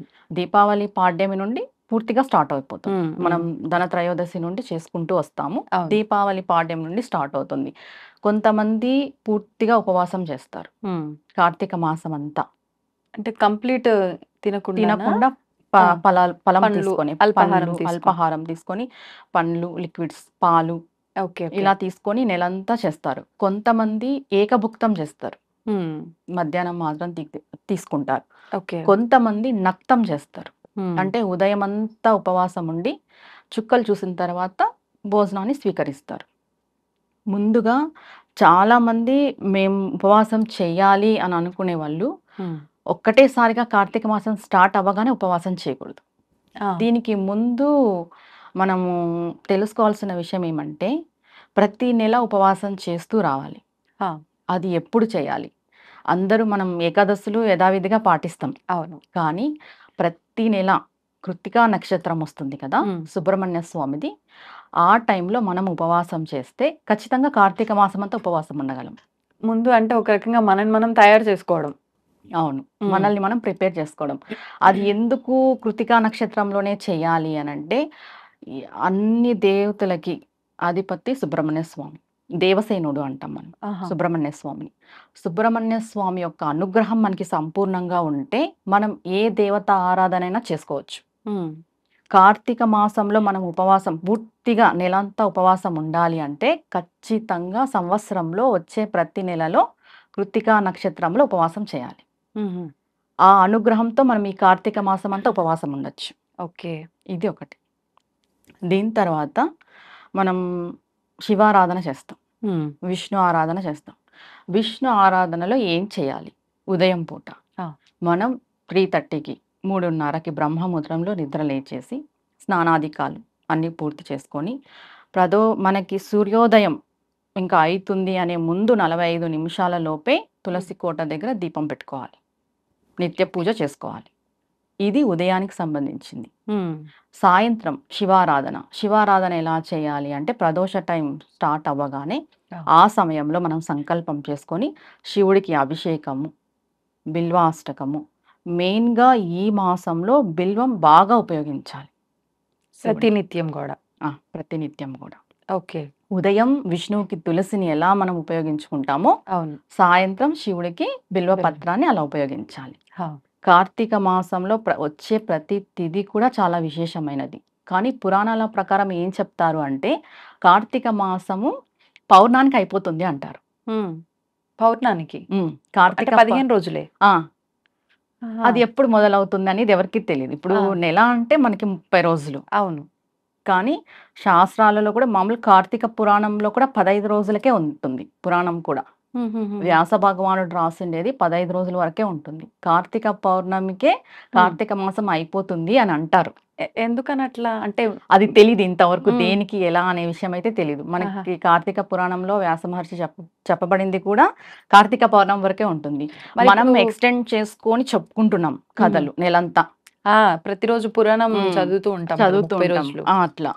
కానీ 15 రోజులే చెప్పబడింది. ఓకే. అంటే ఒకవేళ దీక్ష చేయాలనుకున్న వాళ్ళు పౌర్ణమి వరకు చేసి ఆపేయొచ్చా? చేయొచ్చు. ఇప్పుడు మెయిన్ దీక్ష చేయాలి అనే వాళ్ళు సోమవారాలు చేసుకోవచ్చు. కార్తీక మాసంలో వచ్చే సోమవారాలు చేసుకోవచ్చు, శనివారాలు చేసుకోవచ్చు, ఆదివారాలు చేసుకోవచ్చు సూర్య భగవానుడికి. శుక్రవారం అంటే అమ్మవారికి సంబంధించింది. మెయిన్ శివకేశవులు కాబట్టి శనివారం, సోమవారం, ఆదివారం చేసుకోవచ్చు. లేదు మనం 15 రోజులు కంటిన్యూగా చేసుకోవచ్చు, నెల రోజులు చేసుకోవచ్చు. ఇది మన ఆరోగ్యరీత్యా మనం చేసుకోవాలి. ఇప్పుడు నేను ఎవరికైనా చెప్పే విషయం ఏమంటే మనం వినేసి మేము ఉండాలి అనే ఇది దానికంటే మనం మన ఆరోగ్యం పరిశీలించుకొని మన ఆరోగ్యరీత్యా మనం ఏం చేయగలము, ఎంతవరకు మనకి సహకరిస్తుంది మన ఆరోగ్యం అనేది తెలుసుకొని దాన్ని బట్టి మనం వెళ్తే సరిపోతుంది. ఓకే. ఓకే. అంతే. అంటే 15 రోజులు అంటే 15 రోజులు లేదు, మీరు అన్నట్టుగా ఎన్ని సోమవారాలు వస్తే అన్ని సోమవారాలు. ఈసారి అయితే మనకు 4 సోమవారాలు వచ్చినట్టున్నాయి. సోమవారాలు లేదు శనివారాలు అంటే శనివారాలు, ముఖ్యమైన రోజులు చూసుకొని అయినా ఆచరించుకోవచ్చు, సరిపోతుంది. అయితే ఇందాక చెయ్యకూడని పనుల్లో కొన్ని చెప్పారు, చేయాల్సిన పనుల్లో కొన్ని చెప్పారు. ఈ ఆచరించే వాళ్ళంతా కూడా దీక్షగా తీసుకొని 15 రోజులు ఆచరించినా లేదు ముఖ్యమైన రోజులు ఆచరించినా నెలంతా ఆచరించినా చాలా మందిలో సందేహం. ప్రతి ఒక్కరు చెప్తూనే ఉంటారు, ప్రతి సంవత్సరం ఆచరిస్తూనే ఉంటారు. అయినా కూడా తలస్నానం చేయాలా, లేదు అని అంటే పొద్దున మళ్ళీ తలస్నానం చేసి పూజ చేసినాక సాయంకాల పూజకు మళ్ళీ స్నానం చేయాలా, ఇలా రకరకాల డౌట్స్. ఒక్కసారి వాటి గురించి కూడా. ఇప్పుడు ఉపవాసంకి వచ్చేసి 8 ఏళ్ళ పిల్లవాడి వరకు ఉపవాసం చేయకూడదు, 80 ఏళ్ళు దాటిన వాళ్ళు ఉపవాసం చేయకూడదు. ఓకే. 8 నుంచి 80 మధ్య వయసు వాళ్ళే చేయాలి. అది కూడా ఆరోగ్యరీత్యా చూసుకొనే చేయాలి ఉపవాసం అనేది. కార్తీక మాసంలో ఉపవాసం ఉంటే 1,000,000 రెట్లు ఫలితం అని చెప్పేసి ఆరోగ్యం రిస్క్ లో పెట్టుకొని చేసే అవసరం లేదు. భగవంతుడు ఎప్పుడు ఆరోగ్యం రిస్క్ పెట్టుకొని చేయమని చెప్పలేదు. నిజంగా 1,000,000 రెట్ల పుణ్యమా ఉపవాసం? మెయిన్ గా మనకి ఏం చెప్తారు అంటే ఈ కార్తీక మాసంలో మనం చేసే ఏ పని అయినా కూడా మనకి 1,000,000 రెట్లు వస్తుంది. మనం మంచి చేస్తే మంచి 1,000,000 రెట్లు వస్తుంది, చెడు చేస్తే చెడు 1,000,000 రెట్లు వస్తుంది. ఎక్కువ ఫలితం ఉంటుంది ఈ మాసానికి. ఓకే. అలా అది. ఇంకా చేయకూడని పనులంటే చెప్పేసాం ఆల్రెడీ. అవును. అంటే ఈ తలస్నానాలు స్నానాలు ఆచరించే ఖచ్చితంగా ఇలానే చేయాలని లేదండి. లేదు, ఎక్కడ శాస్త్రంలో ఇలానే చేయాలి. ఇప్పుడు నదీ స్నానాలు అది కూడా దీక్షనే. మేము నెలంతా నదీ స్నానాలు చేస్తామని దీక్ష తీసుకొని సంకల్పం చేసుకునే వాళ్ళు నెలంతా చేసుకుంటారు. అది కూడా ఆరోగ్యరీత్యానే. మీ ఆరోగ్యం బాగలేకపోతే మెయిన్ ఆడవాళ్ళకి ఎక్కడ కూడా ప్రతిరోజు తలస్నానం చేయాలని చెప్పలేదు. మనం పసుపు పట్టించుకొని స్నానం చేస్తే అక్కడికి దోషం పోతుంది. మెయిన్ గా అది. ఇంకా చేసే వాళ్ళు నదీ స్నానాలు చేస్తారు కాబట్టి చాలా మంచిది. ఈ నెలలో ఒక్కరోజైనా నదీ స్నానం చేయాలి. ఆడవాళ్ళు కూడా ఒక్కరోజు చేసినా చాలు. ఓకే. డైలీ చేసే అవకాశం ఉంటే చేసుకోవచ్చు. అది కూడా ఆరోగ్యరీత్యానే. తలస్నానం కానీ, ఉపవాసం కానీ, ఏకభుక్తం కానీ, భూశయనం కానీ ఆరోగ్యరీత్యానే చేస్తే చాలా మంచిది. కొంతమంది బ్రహ్మచర్యం కూడా పాటిస్తారు ఈ నెలలో, అది ఇంకా మంచిది. అలా ఎక్కువగా ఆధ్యాత్మిక భావనలో ఉంటారు కాబట్టి బెటర్. ఉమ్. ఇప్పుడు ఈ కార్తీక మాస దీక్షలు, ఉపవాసాలు, ఆరాధనలు అన్నీ ఎక్కువగా చూస్తే గనుక ఆడవాళ్ళే ఆచరిస్తారు. ఉమ్. నిజంగా ఇవన్నీ ఆడవాళ్ళే ఆచరించాలని రూల్ ఏమైనా ఉందా? మగవాళ్ళు కూడా ఆచరించొచ్చా? పూర్వం అందరూ మగవాళ్ళే ఆచరించేవాళ్ళు. నదీ స్నానాలు, నదులకెళ్ళి స్నానం చేసేది మగవాళ్ళే. ఇప్పుడు కాలం మారే కొద్దీ ఆడవాళ్ళు కూడా ఆచరిస్తున్నారు. దీపం పెట్టుకోవడం అనే సాంప్రదాయం ఇద్దరికీ వర్తిస్తుంది. మగవారు పెట్టచ్చు, ఆడవాళ్ళు పెట్టచ్చు. మామూలుగా ఇంటి యజమాని దీపం పెట్టాలని కూడా మనం వింటుంటాము. అవును. అవైలబిలిటీ లేనప్పుడు మనకి ఆడవాళ్ళు పెట్టుకుంటుంటాం. ఆ. ఇద్దరు చేసుకుంటే చాలా మంచిది. చాలా మంది భార్యాభర్తలు ఈ కార్తీక మాస దీక్ష ఇద్దరు స్వీకరిస్తారు. అది ఇంకా మంచి ఫలితాన్ని ఇస్తుంది. ఆహా. ఇద్దరు ఒకరు చేసిన భార్య దానికన్నా దంపతులు దంపతులు ఇద్దరు ఇంట్లో ఇట్లా ఏకభుక్తం గాని, భూశయనము, బ్రహ్మచర్యం పాటించడము చాలా చాలా ఫలితాన్ని ఇస్తుంది. ఇప్పుడు ప్రతిరోజు కూడా కార్తీక పురాణం వింటూ ఉంటాం. వినటం వల్ల వచ్చే ఫలితం ఏంటండి? ఈ కార్తీక మాసంలో మనం మంచి చూసినా మంచి ఫలితం వస్తుంది, మంచి విన్నా మంచి ఫలితం వస్తుంది, మంచి చేసినా మంచి ఫలితమే వస్తుంది. విన్నా, చదివినా, చూసినా ఏదైనా దైవపరంగా మనం చేసింది చాలా రెట్లు ఫలితాన్ని ఇస్తుంది. ఓకే. అది మన ఎలా చెప్తారంటే, మనం 10% చేస్తే 1000% అంటాం కదా, అలా 100% కూడా కాదు, 1000% ఉంటుంది. చాలా మంది ఎన్నెన్నో సమస్యలతో ఇబ్బందులు పడుతూనే ఉంటారు. ఎక్కువగా ఆర్థిక పరమైన సమస్యలు, ఈ ఫైనాన్షియల్ మ్యాటర్స్ లో అంటే సరిపోను సంపాదన ఉన్నప్పటికీ దాన్ని బ్యాలెన్స్ చేయలేక ఇబ్బంది పడే వాళ్ళు ఉంటారు. లేదు అని అంటే నిజంగానే వాళ్ళకు సరిపోయేంత ధనం రాక ఇబ్బంది పడే వాళ్ళు ఉంటారు. ఏ రకంగా చూసినా కూడా ప్రతి ఒక్క ఇంట్లో కూడా ఖచ్చితంగా ఆర్థిక పరమైన ఇబ్బందులు అయితే ఉంటూనే ఉంటాయి. మరి వాటి నుంచి ఇంకా మేము బయట పడతామా లేదా, ఇంకింతేనా మా జీవితము అని ఆలోచిస్తూ ఎంతో డీప్గా వెళ్ళిపోతూ ఉంటారు చాలా మంది. అటువంటి వారికి ఏదైనా ఉపశమనం కలిగించే విధానం ఉంటే వివరించండి. సరే అమ్మా. ఆర్థిక సంక్షోభం అనేది పెనుభూతం లాంటిది. అవును. ప్రతి ఒక్కరి జీవితంలో మనకి ఏదో ఒక లోటుపాటు అనేది ఖచ్చితంగా ఉంటుంది. మనం ఎంత సంపాదించినా కూడా దానికి సరిపోతుంది. అంటే ఉన్నారు బాగుండేటోళ్ళు. సాదా సీదా ప్రజల కోసం మనం ఇప్పుడు ఒకటి మాట్లాడుకుందాం. ముందుగా మనం ఆర్థికంగా బయటపడాలి అని అంటే మనకి ఒక ప్లానింగ్ అనేది ఉండాలి. మెయిన్ మనం ఏం చేస్తున్నాం, మనకి రాబడి ఎంత ఉంది, పోతున్నది ఎంత పోతుంది, ఆ ప్లానింగ్ అనేది ఖచ్చితంగా వేసుకోవాలి ప్రతి ఒక్కరు. చాలా పొదుపులో ఉన్న వాళ్ళు కూడా కొంతమంది సఫర్ అవుతుంటారు. అన్ని ప్లానింగ్స్ వేసుకొని ముందుకెళ్తున్నా కూడా ఆర్థికంగా చాలా ఇబ్బంది పడుతుంటారు. అలాంటి వాళ్ళు ఏం ఫీల్ అవుతారంటే, అంటే మేము ఎన్ని పూజలు చేస్తున్నా, మేము ఎంత కష్టపడుతున్నా, ఎందుకు మాకు ఇలానే ఉంది, ఈ ఆలోచన వచ్చేస్తుంది ప్రతి ఒక్క భగవంతుడి మీద ఒక్కొక్కసారి కోపం కూడా వస్తుంది. అవును. ఈ ఆర్థిక పరమైన సమస్యలు అనేటివి మనుషుల్ని కుదిపేస్తాయి. మామూలుగా ఉండదు. అది టార్చర్ అంటాం కదా, దానికంటే ఎక్కువ ఆర్థిక సమస్య అనేది. ఇప్పుడు మనకి ఆర్థికంగా అంటే చాలా స్తోత్రాలు ఉన్నాయి. కనకదార స్తోత్రం, అమ్మవారి యొక్క అష్టకము, అష్టోత్తరాలు, ఇలా చాలా ఉన్నాయి. ఓకే. కానీ నేను ఒక పూజ ప్రాసెస్ చెప్తాను. ఖచ్చితంగా ఇది అందరూ ఆచరిస్తే వాళ్ళ జీవితాలలో మెరుగైన రిజల్ట్ చూస్తారు. ఖచ్చితంగా. ఏంటంటే అది మెయిన్గా మనము ఎంత పూజాపరంగా ఉన్నా, ఎంత సాధన చేసినా కర్మ అనేది ఒకటి ఉంటుంది. ఎప్పుడైతే కర్మ అనేది మనకి ఉంటుందో మనం ఆర్థికంగా ఎదగలేం. ప్రారబ్ధ కర్మ అనేది అడ్డుపడుతుంది. ఓకే. దీనికి ఎగ్జాంపుల్ తీసుకోవాలంటే విద్యారణ్య స్వామి వారు అని ఉన్నారు కదా, అమ్మవారి ఉపాసకులు. ఆయన చెయ్యని పూజ లేదు, ఆయన చెయ్యని తంత్రం లేదు, ఆయన చెయ్యని విధానమే లేదు ఉపాసనా పరంగా. అమ్మవారు ప్రత్యక్షమైనప్పుడు ఆయన అడిగాడు, నాకెందుకు ఇంత ఆర్థిక సంక్షోభంలో నేనున్నాను, నేను ఏం పొరపాటు చేశాను, నేను ఏం తప్పు చేశాను సాధన విధంగా అంటే, ఆ అమ్మవారు ఆయనకు చెప్తుంది, నీకు ప్రారబ్ధ కర్మ అనేది ఉంది. ఆ కర్మ తొలగిపోతేనే ఆ ధనం అనేది, ఐశ్వర్యం అనేది మనకు వస్తుంది. అంటే అన్ని సాధనలు అన్ని చేసినా ఆయన కర్మ తొలగిపోలేదు. ఇప్పుడు లక్ష్మీ అమ్మవారు మనకి ధనాన్ని ఇయ్యాలి అని అంటే పైన అమ్మవారి యొక్క ఆజ్ఞ రావాలి. లలితా పరాభట్టారిక యొక్క ఆజ్ఞ అనేది రావాలి. ఆజ్ఞ వస్తే అమ్మవారు ఇచ్చేస్తుంది. ఓకే. ఆ ఆజ్ఞ రావాలి అంటే మన కర్మ తొలగిపోవాలి. కర్మకారకుడు ఎవరు? శని. శని శనీశ్వర స్వామి, భగవానుడు. ఓకే. శని భగవానుడు. ఎప్పుడైతే మనం కర్మను తొలగించుకుంటామో ఆటోమేటిక్గా మనకి లక్ష్మి, ఐశ్వర్యం, ధనం అనేది వచ్చేస్తుంది. కానీ ప్రారంభ కర్మ. ఐశ్వర్య ప్రదాత శివుడు అని అంటూ ఉంటారు కదా. అవును, అంటే కర్మ అడ్డుపడుతుంది కదా. ఓకే. ఐశ్వర్య ప్రదాత శివుడు అమ్మవారే. మనకి కర్మ, బ్యాడ్ కర్మ ఉండేటప్పుడు మనం ఏం పొందలేం, ఓకే. మంచి రిజల్ట్ అనేది అంటే ఉండదు. కొన్నిసార్లు దగ్గర దాకా వచ్చింది, పోయింది, ఇట్లాంటివి అంటూ అంటే ఉంటారు. పుట్టుకతో ప్రతి ఒక్కరికి భగవంతుడు ఒక ఖజానా అనేది పెట్టింటాడు. మనకి ఇది మన లైఫ్ లాంగ్ ఈ ఖజానా అనేది రాసి పెట్టింటాడు.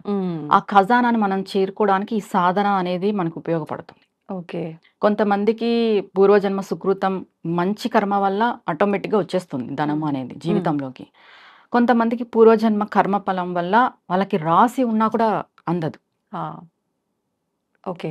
మరి అంటే ఎలా ఇప్పుడు ఈ కర్మని మనము తొలగించుకొని ముందుకెళ్ళాలి అంటే ఏం చేస్తే ఏం తొలగిపోతుంది? చేస్తే తొలగిపోతుంది అంటే ఆ, శనివారం రోజు జమ్మి చెట్టు జమ్మి వృక్షం. జమ్మి వృక్షం ఉంది కదా, శని కారకుడు. శనికి జమ్మి వృక్షం మనం తీసుకుంటాం. ఓకే. ఓకే. జమ్మి వృక్షం ముందు మనం కూర్చొని ముగ్గు 8 దీపాలు పెట్టుకునేలాగా ముగ్గు వేసుకోవాలి. ఓకే. చతురస్రం, ముగ్గులోనే దీపాలు పెట్టాలి. అష్టచతురస్రం వేసుకొని చెట్టుని, జమ్మి వృక్షాన్ని మనం మధ్యలో పెట్టుకొని పసుపు, కుంకుమ, పంచోపచార, పూలు, గంధము అన్ని అలంకరణ చేసుకొని జమ్మి వృక్షానికి లలిత సహస్రనామం పారాయణం చేయాలి. అక్కడే కూర్చొని ఎలా చేయాలి అంటే మనం స్టార్ట్ చేస్తాం కదా, శుద్ధ జలం తీసుకోవాలి, గంగాజలం తీసేసుకొని ఒక స్పూన్ ఉద్దరిని, పంచపాత్ర అన్ని పెట్టుకుంటాం. పెట్టుకున్న తర్వాత లలితా పారాయణం ఒక్కొక్క శ్లోకానికి మనం చేతిలో వాటర్ వేసుకొని చెట్టు మొదల్లో వదలాలి. లేదు డైరెక్ట్గా స్పూన్తో అయినా వదలొచ్చు, స్పూన్తో అయినా వేయచ్చు, లేదంటే చేతిలో వేసుకునైనా వదలొచ్చు. ఇప్పుడు ఎలా అంటే శ్రీమాత, శ్రీ మహారాజ్ని, శ్రీమ సింహాసనేశ్వరి, చిదగ్నికుండ సంభూత, దేవ కార్య సముద్యత అని చెప్పేసి వాటర్ వేసుకొని జమ్మి చెట్టు మొదల్లో వదలాలి. ఇలా అంతా అయిపోయిన తర్వాత టెంకాయ కొట్టేసేసి మహామంగళారతి ఇచ్చేసి, స్వామి మాకున్న కర్మను తొలగించు, ప్రారబ్ధ కర్మని. శనివారం రోజు జమ్మి చెట్టులో చాలా ప్రత్యేకమైన పవర్ ఉంటుంది. శమీశ్వరుడు అంటారు జమ్మి చెట్టుని. శనీశ్వరుడు కాదు, శమీశ్వరుడు. శమీశ్వరుడు అంటే శనీశ్వరుడే ఇలా పిలుస్తారా, లేదంటే ఇక్కడ ఈశ్వరుడు ఉంటాడు ఆ రోజు. శనివారం రోజు జమ్మి చెట్టులో ఈశ్వర తత్వం ఎక్కువ ఉంటుంది. ఓకే. శమి వృక్షము ఈశ్వరుడు, శమీశ్వరుడు. మామూలుగా అంటే విజయదశమి రోజు అమ్మవారి యొక్క శక్తి ఎక్కువ ఉంటుంది. అవును. ప్రతి శనివారం రోజు జమ్మి వృక్షంలో శివుడి యొక్క తత్వం ఎక్కువ ఉంటుంది. కానీ శనివారం విష్ణుమూర్తి అంటారు కదా. జమ్మి వృక్షం శనికారకుడు, శనికి కర్మను తొలగిస్తారు. ఈ కర్మను తొలగించి ఐశ్వర్యం ఇవ్వాలి అంటే ఈశ్వరుడు. ఓకే. ఈ జమ్మి వృక్షంలో ఈశ్వరుడు ఉంటాడు. జమ్మి వృక్షం వచ్చేసి సంకేతం శనీశ్వరుడికి. మనం లలితా పారాయణం చేసి ఆ ఈశ్వరుడు యొక్క తత్వంలోకి అమ్మవారి యొక్క శక్తిని వదులుతున్నాం గంగతో, జలంతో. ఇక్కడ ఏమైపోతుంది, లలితా సహస్రనామక పారాయణం శక్తి, ఆ చెట్టులో ఉన్న ఈశ్వరుని యొక్క తత్వము మనకు శని నుండి వచ్చే కర్మ తొలగిస్తుంది. ఓకే. ఇది ప్రతి శనివారం ఆచరించుకోవాలి. ఒకవేళ అంటే జమ్మిది చిన్న కొమ్మ ఏమైనా తెచ్చుకొని ఇంట్లో పెట్టి అట్లా పెట్టుకోవచ్చు. ఇంట్లో పెట్టుకోవచ్చు, ఇంట్లో పెట్టుకోకూడదు అదంతా ఏం లేదు. దేవతా వృక్షాలు ఏవైనా సరే ఇంట్లో పెట్టుకోవచ్చు. ఎందుకంటే ప్రతి ఒక్కరికి ఇంట్లో ఏలినాటి శని అని, అర్ధాష్టమ శని అని ఇలా నడుస్తూనే ఉంటుంది. ఏదో ఒక శని నడుస్తుంది. శని వక్రంగా ఉన్నాడు, ఉచ్చ స్థితిలో ఉన్నాడు, నీచ స్థితిలో ఉన్నాడు, ఇలా చెప్తూనే ఉంటారు. ప్రతి ఒక్కరూ చేసుకోవచ్చు ఇది. మనం ఏం చేస్తున్నాము అంటే శనివారం రోజు జమ్మి చెట్టులో ఉన్న శివుడి యొక్క శక్తికి అమ్మవారి యొక్క శక్తిని కలుపుతున్నాము. అక్కడ శివశక్తి ఐక్యమైపోతుంది. ఆ శక్తి వల్ల మనకి కర్మ తొలుగుతుంది. ఏ సమయంలో చేయాలన్నారు ఇదంతా కూడా? ప్రదోష టైంలో చేసుకోవచ్చు, సాయంకాల సమయంలో, ప్రదోష టైంలో. ఇప్పుడు ఆ ప్రమిదలు 8 దీపాలు అన్నారు. శని అంటే నువ్వుల నూనె కదా, నువ్వుల నూనెనా నెయ్యి వేసి పెట్టాలి. మనం లలితా పారాయణం చేస్తున్నాం కాబట్టి నెయ్యి వేసి పెట్టాలి. ఓకే. నెయ్యి దీపాలు. ప్రమిదలా మనం లేదంటే పిండితో చేసిన లేదు, ప్రమిదలే. ప్రమిదలే. ప్రమిదలే, పిండి దీపాలేం కాదు, ప్రమిదలే. నైవేద్యంగా పండు ఫలం ఏదైనా పెట్టుకోవచ్చు, మన ఇష్టం. మన ఇష్టం అది, ఓకే. మన శక్తి కొలది. ఒకవేళ మాకు చదవడం రాదు, చదివినా మేము తప్పులుగా చదువుతామేమో అనుకున్న వాళ్ళు అక్కడే కూర్చొని విన్నా సరిపోతుందంటారా? లేదు ఖచ్చితంగా చదవాల్సిందేనా? శ్రీమాత్రే నమః అని 1008 టైమ్స్, 1008 సార్లు ఓకే. లలిత సహస్రనామం ప్లే చేసుకుంటూ హ్మ్. శ్రీమాత్రే నమః అనే మంత్రాన్ని 1008 సార్లు చేస్తూ వాటర్ వదులుకోవాలి. ఓకే. అంతే ఇప్పుడు ఫలితం మామూలుగా ఉంటుందంటారా? అంటే హ్మ్. లలిత సహస్రనామం చేస్తూనే చెయ్యాలి. హ్మ్. ఇంకా మనకి చదివేకి రాని వాళ్ళు కూడా ఉంటారు కదా, అవును, వాళ్ళ అవును. గురించి కూడా మనం ఆలోచన చేసి హ్మ్. ఇది దానికి రీప్లేస్. ఓకే. ఇంకా అమ్మవారి నామమే కాబట్టి అమ్మవారి చేసిన నామమే అంతటి కాబట్టి అంటే ఫలితం 1008 సార్లు శ్రీమాత్రే నమః అనుకుంటే ఒక్కసారి పారాయణం చేసిన ఫలితం వస్తుంది కాబట్టి హ్మ్. హ్మ్. అలా. ఓకే. ఓకే. ఇంకా అంటే ఇంకా ఏదైనా ఆచరించాల్సిన విధానం ఉందా? ఇంతవరకే సరిపోతుందా? ఇంతవరకే సరిపోతుంది. ప్రదోష కాలంలో 8 ప్రదోషకాలం దీపాలు వెలిగించి వెలిగించి లలితా జమ్మి సహస్రనామ చెట్టుకి పారాయణం. పారాయణం చేసుకోవాలి. ఓకే. పుష్పము, గంధము, పంచోపచార జమ్మి పంచోపచార చెట్టుకు పూజ. చేసుకొని శక్తి కొలది నైవేద్యం పెట్టుకొని హ్మ్. హారతి తీసుకోవడమే. ఆ రోజు అంటే పొద్దున్న నుంచి కూడా మళ్ళీ ఏమన్నా నియమాలు పాటించడం, ఉపవాసంలో ఉండటం అలాంటివి చేయాలంటారా? ఉపవాసం అనేది ఆరోగ్యరీత్యా చెప్తా నేను. ఓకే. ఉండదలుచుకుంటే ఉండొచ్చు, హ్మ్. లేదా లేదు. హ్మ్. బ్రహ్మచర్యం అయితే పాటించాలి. ఆ రోజు పూజ చేసుకున్న రోజు కూడా బ్రహ్మచర్యం పాటిస్తే చాలా మంచిది. ముందు రోజు, ఆ రోజు. ఉమ్. ఓకే. ఈ నియమాలు ఈ సరిపోతాయి. నియమాలు సరిపోతాయి. ఖచ్చితంగా ఆర్థికంగా మనం మెరుగుపడతాం. ఇలా ఎన్ని శనివారాలు చేయాల్సి ఉంటుంది? ఎన్ని శనివారాలని కాదు, మన కర్మ ఎప్పుడు తొలుగుతుందో మనకు తెలీదు. హ్మ్. హ్మ్. ఎన్ని శనివారాలైనా చేసుకోవచ్చు. ఇన్ని ఓకే. అనేది లిమిట్ లేదు. ఓకే. ఇప్పుడు మనకి చాలా ప్రారబ్ధ కర్మ హింసిస్తుంటుంది. హ్మ్. హ్మ్. ఇన్ని చేస్తేనే తొలుగుతుందని మనకి ఎలా తెలుస్తుంది? తెలీదు. ఒక్కొక్క టైంలో ఒక్క వారం చేసిన తర్వాత కూడా మనం ఆర్థికంగా మార్పు బయటపడొచ్చు, తెలుస్తుంది. మార్పు చూస్తాం. అవును. ఒక్కొక్కసారి 7, 8 వారాలైనా కూడా తెలియకపోవచ్చు. అవునండి. అది మన కర్మానుసారం జరుగుతుంది. హ్మ్. పూజ హ్మ్. అనేది ఇంత అని లిమిట్ లేదండి. ఓకే. చేసుకుంటూ పోతే మనం మంచి రిజల్ట్ చూస్తాం. అంటే మనం పెద్దగా నియమాలు పాటించేది కూడా ఏమీ లేదు ఏం లేదు. కాబట్టి పోయిందేముంది, ప్రతి శనివారం అట్లా చేసుకుంటూ ప్రదోష పోతే. టైంలో చేసుకుంటే సరిపోతుంది. హ్మ్. కార్తీక మాసంలో ముఖ్యమైన రోజుల్లో ఒక విశేషమైన రోజు ఉంది అని అంటే అది కార్తీక పౌర్ణమి. కార్తీక పౌర్ణమి రోజు డే అంతా ఉపవాసం ఉండి సాయంత్రం పూట ఆలయానికి వెళ్ళి అక్కడ వెలిగించే దీపాలు, ఆ 365 ఒత్తులు అని చెప్పి చేసే ఆ దీపారాధన ఇవన్నీ మనం రెగ్యులర్‌గా చూస్తూనే ఉంటాం. అసలు నిజంగా శివుడి అనుగ్రహం పొందాలి అనంటే, మనం చేస్తున్న ఆ పూజ ఫలించాలి అనంటే విశేషమైన ఆరాధన గాని ఏదైనా విధానం ఉంటే తెలియజేయండి. సరే అమ్మా. ముందుగా కార్తీక పౌర్ణమి రోజు తెల్లవారి లేచి హ్మ్. మనం స్నానాధికాలన్నీ పూర్తి చేసుకొని దామోదరుడికి పూజ చేసుకుంటాం. తులసి కోట దగ్గర పూజ చేసుకుంటాం. దామోదరుని పూజ ఉదయాన్నే కంప్లీట్ అయిపోతుంది. ఆ! ప్రదోష సమయం వస్తుంది. వచ్చిన తర్వాత ముందుగా కార్తీక పౌర్ణమికి ఎందుకు అంత విశిష్టత ఉంది అనే విషయానికొస్తే, హ్మ్. అన్ అందరూ ఏం చెప్తారు, ఒక్కొక్క పౌర్ణమికి ఒక్కొక్క విశిష్టత ఉంది మామూలుగా. హ్మ్. దీనికి ఎందుకు అంత విశిష్టత అంటే 16 కళలు నిండుగా ఉంటాయి కార్తీక పౌర్ణమి రోజు. మామూలుగా చంద్రుడు. అంటే 15 రోజులకే మనకి అవును. పౌర్ణమి వస్తుంది. 15 కళలు అంటాం. కానీ కార్తీక పౌర్ణమి రోజు 16 కళలు నిండుగా ఉంటాయి. హ్మ్. ఆ రోజు ప్రతి వ్యక్తిలోనూ ఆ కళలు అనేది మనం చూడగలం. మనకు తెలీదు కానీ హ్మ్. ఆ పౌర్ణమి తిథి రోజు సాయంకాలము 16 కళలు ప్రతి మానవుడిలో కూడా ఉత్పత్తి అవుతాయన్నమాట. అంటే దాని ప్రభావం వల్ల ఏంటి ఫలితం? ఏంటి అంటే చంద్రుడు మనస్కారకుడు. అవును. ఇప్పుడు కొంతమందికి మనసు సరిగ్గా ఉండదు, బుద్ధి. హ్మ్. మనసు బావుంటే బుద్ధి బావుంటది. అవును. అది ఆటోమేటికల్‌గా జరిగేది. ఈ కార్తీక పౌర్ణమి రోజు మనం చేసే పూజ, దానము, ధర్మము ఏం చేస్తుందంటే మన మనస్సుని, మన బుద్ధిని మారుస్తుంది. హ్మ్. ఈ 16 కళలు వచ్చేసి హ్మ్. మనకి ఆరోగ్యాన్ని, ఐశ్వర్యాన్ని, బుద్ధిని హ్మ్. వీటన్నిటిని ఇస్తాయి. ఓకే. ప్రసాదిస్తాయి. హ్మ్. ముందుగా చెప్పాలంటే కార్తీక పౌర్ణమి రోజు ఏం చేయాలి? హ్మ్. శివుడి యొక్క అనుగ్రహం పరిపూర్ణంగా ఉంటుంది ఆ రోజు. ఆ! ప్రతి ఒక్కరు శివుడికే చేస్తారు. అవును. శక్తి ఏది మరి? హ్మ్. అవును. శివశక్తులు ఉంటేనే కదా పరిపూర్ణ అనుగ్రహం మనం పొందేది. హ్మ్. అవునా అవును. కాదా? అవును. మనం ఇప్పుడు ఏం చేస్తామంటే శక్తిని తీసుకొస్తాం. హ్మ్. ఎలాగో శివానుగ్రహం ఉంటుంది ఆ ఉంటుంది. రోజు. 16 కళలతో కూడిన చంద్రుడిలో ఎవరుంటారు? లలితా పరాభట్టారిక దేవి ఉంటది. ఓకే. మనం ఏం చేస్తామంటే శివాలయంలో దీపాలు మీరు ఎన్ని దీపాలు అంటే అన్ని దీపాలు 365 ఒత్తులు కానీ 1,00,000 ఒత్తులు 1,00,000 ఒత్తులు ఇలా అంతా వెలిగించుకొని వచ్చిన తర్వాత ఇంటికి వచ్చిన తర్వాత టెర్రస్ పైన మిద్ది పైన మీకు చంద్రుడు కనిపించేలాగా ఓకే. చంద్రుడి కిరణాలు పడేలాగా వెళ్ళి ఒక పాత్ర పెద్ద పాత్ర తీసుకొని పాలు క్షీరం పాలు వేసి చంద్రుడు కనిపించేలాగా పాలల్లో అలా కుదిరితే అలా లేదు మేమంతా చేసుకోలేము చిన్న పాత్రలు ఆ కిరణాలు పడినా చాలు. ఓకే. ఓకే. చంద్రుని యొక్క కిరణాలు పడినా చాలు. పైన అది పెట్టేసి రావాలి. అలా వదిలేయాలి. అలా వదిలే ఎవరో ఒకరు ఉండాలి. అంటే పిల్లిలు అలా వచ్చినా ఇబ్బంది అవుతుంది కదా. దానిపైన ఒకవేళ దుమ్ము అలా పడేది ఉంటే ఏదైనా జ్యువెలరీ టైప్ పెట్టేసేయచ్చు.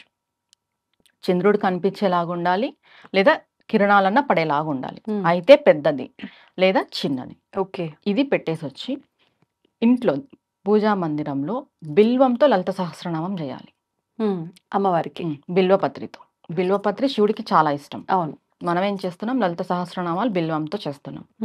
అంతా చేసేసిన తర్వాత 11:45 12 గంటలకి నైట్ ఆ టైం వరకు మేల్కోగలుగుతాము అంటే పర్వాలేదు. లేదు ముందే చేసుకుంటామంటే ముందే కూడా చేసుకోవచ్చు. లేదు మేము మేల్కుంటాము అన్నా మేల్కొని చేసుకోవచ్చు. లలిత సహస్రనామం పారాయణం అంతా అయిపోయిన తర్వాత పోయి చంద్ర దర్శనం పాలల్లో చేయాలి.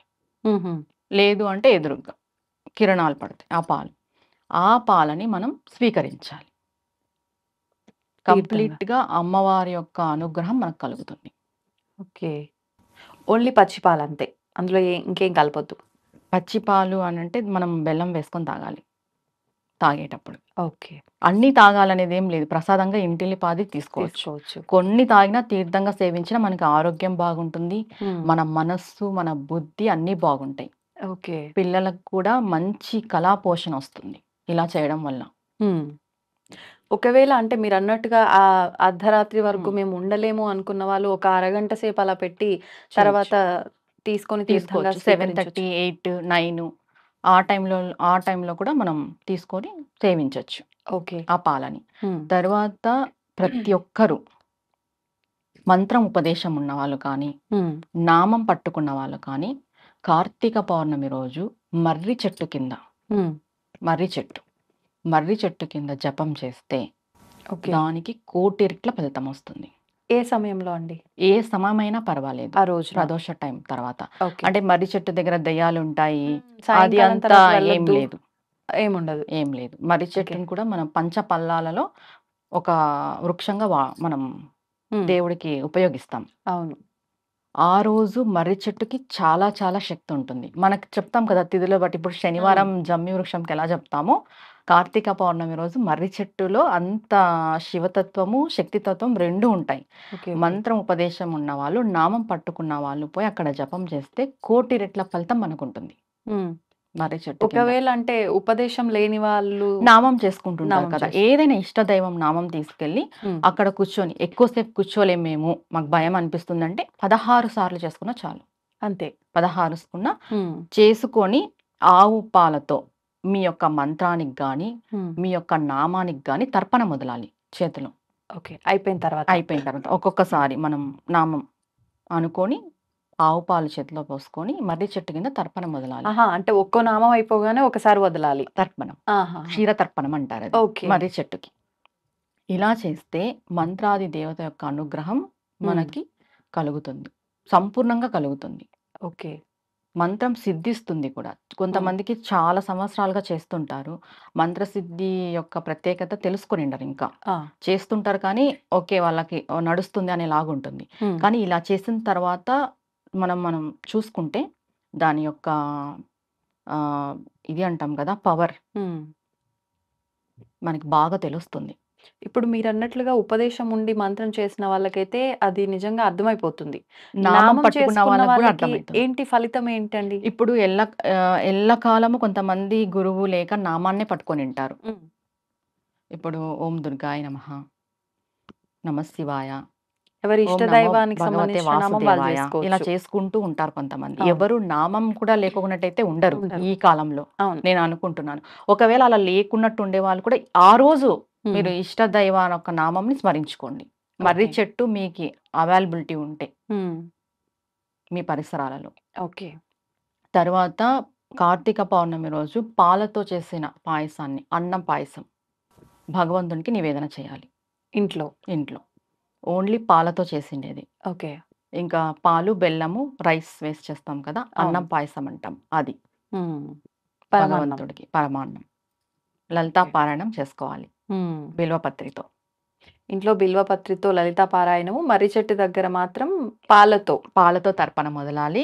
మంత్రం అనుష్ఠానం చేసుకోవాలి. జపం చేసుకోవాలి. ఓకే. తర్వాత కార్తీక పౌర్ణమి రోజు చంద్రదర్శనం క్షీరంలో చేసుకోవాలి. హ్మ్. క్షీర దర్శనంగా భావించాలి.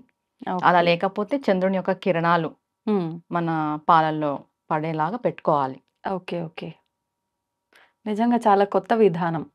వినటానికి గూడా బావుంది. ఆచరిస్తే ఎలా ఉంటుందో చూడాలి ఆచరిస్తే మరి. ఇంకా బాగుంటుంది. మీరెప్పుడైనా ట్రై చేశారా ఇదంతా? మేము ప్రతి పౌర్ణమికి లలితా పారాయణం ఇలానే చేసుకుంటాము. అవునా? హ్మ్. హ్మ్. పాలల్లో చంద్రుడిని చూడడము పాలల్లో ఇదంతా చంద్రుడిని గూడా. చూడడము. ఇంకా పౌర్ణమి పూజ అని సెపరేట్‌గా కొన్ని పూజా విధానాలున్నాయి. హ్మ్. ఆ! అవేంటండి? అవి మరి చెప్పుకుందాం. ఓకే.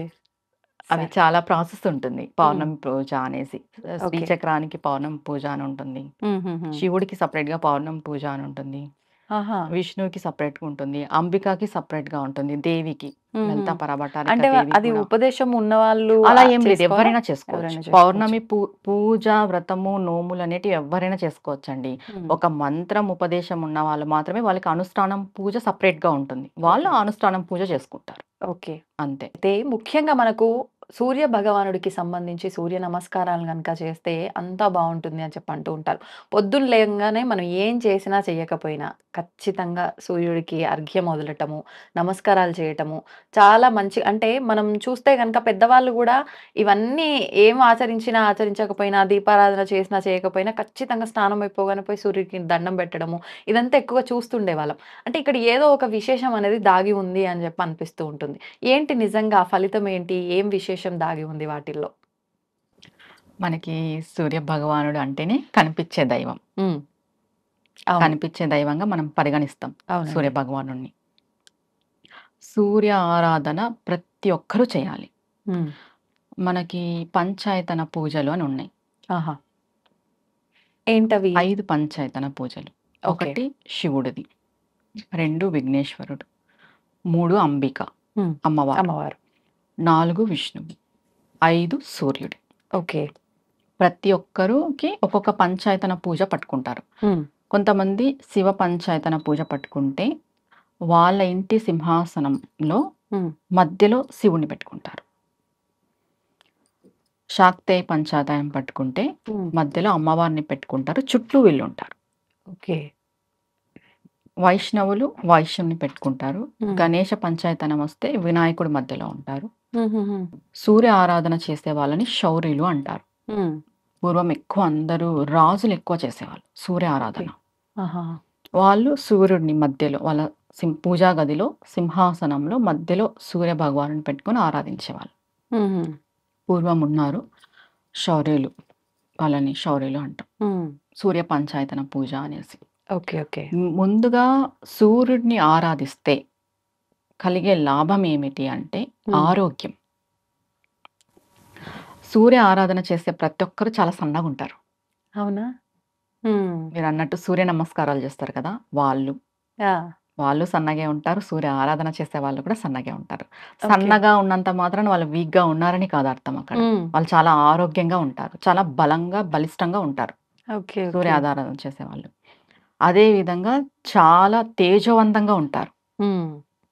వాళ్ళ మొఖంలో కల తేజస్సు అంటాం కదా! అవును. తేజస్సు, వర్చస్సు, వాళ్ళ మేధస్సు కూడా చాలా బావుంటుంది. సూర్య హుహు. ఆరాధన చేసేవాళ్ళు. ఒక రకంగా అన్ని రకాలుగా బెటర్‌గానే ఉంటారు. చాలా బాగుంటారు అందరికంటే. ఆ! ఎందుకంటే కనిపించే దైవం మనకి అవును. సూర్యుడు. ఇంకొక విషయం ఏమంటే సూర్యుడిని మార్తాండ భైరవుడు అంటారు. హుహు. మార్తాండ భైరవుడు అనంటే మార్తాండ అనంటే హ్మ్. సూర్యుడి వెనక చాలా బ్రహ్మాండాలుంటాయి. ఓహో! బ్రహ్మాండ మండలాలుంటాయన్నమాట. హ్మ్. ఆ బ్రహ్మాండ మండలాలన్నిటికీ అధిపతి అమ్మవారు. ఓకే. మనకి సూర్యుడు ఏం చేస్తారు అంటే మనం ఇప్పుడు అమ్మవారిని ఆరాధిస్తున్నాము. హ్మ్. ఏ ఆరాధన చేసినా కూడా సూర్య భగవానుని ఆరాధన ప్రథమంగా చేయాలి మనం. మనం శివుడిని ఆరాధన చేస్తున్నాము. అవును. సూర్యుడు మనకి మధ్యలో ఉంటారనమాట. ఇన్ఫర్మేషన్ ట్రాన్స్ఫర్మేషన్‌గా. ఆహా! ఇప్పుడు మనం శివుడికి ఆరాధన చేస్తున్నాం. సూర్యుడు మధ్యలో ఉంటారు. మనం సూర్యునికి ఎప్పుడైతే నమస్కారం చేస్తామో అది శివుడికి చెందుతుంది. ఓకే. మనం అమ్మవారికి ఆరాధన చేస్తున్నాము. సూర్య నమస్కారం చేసినప్పుడు అది అమ్మవారికి చెందుతుంది. హుహు. అలా. మనం నైవేద్యం పెడితే భగవంతుడు తింటాడో తినడో మనకు తెలీదు. హ్మ్. కానీ సూర్యభగవానుడు మాత్రం స్వీకరిస్తాడు.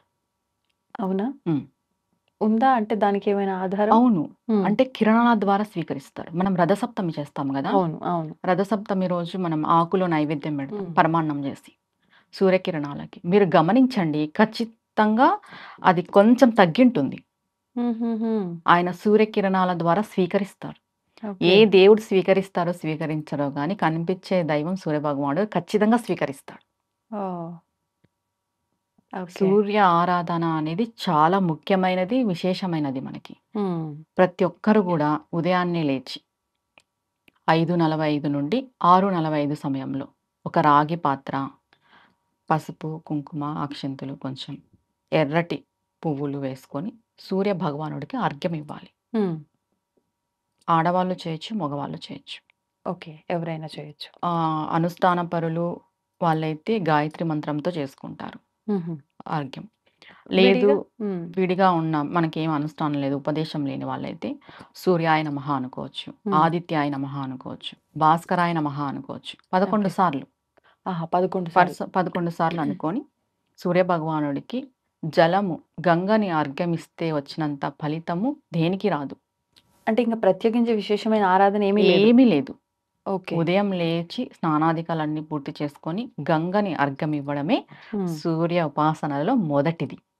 కానీ ఇప్పుడు ఇండిపెండెంట్ హౌసెస్ అట్లా ఉంటే మనకు సూర్యుడు కనిపించేవారు. మనం అలా వదిలితే ఆ చెట్టుకో, ఎక్కడికో వదిలేవాళ్ళం. ఇప్పుడు చూసుకుంటే సిటీల్లో ఇదంతా పాసిబులే అవ్వదు. అసలు సూర్యుడు కనిపిస్తాడో లేదో కూడా ఒక క్లారిటీ ఉండదు.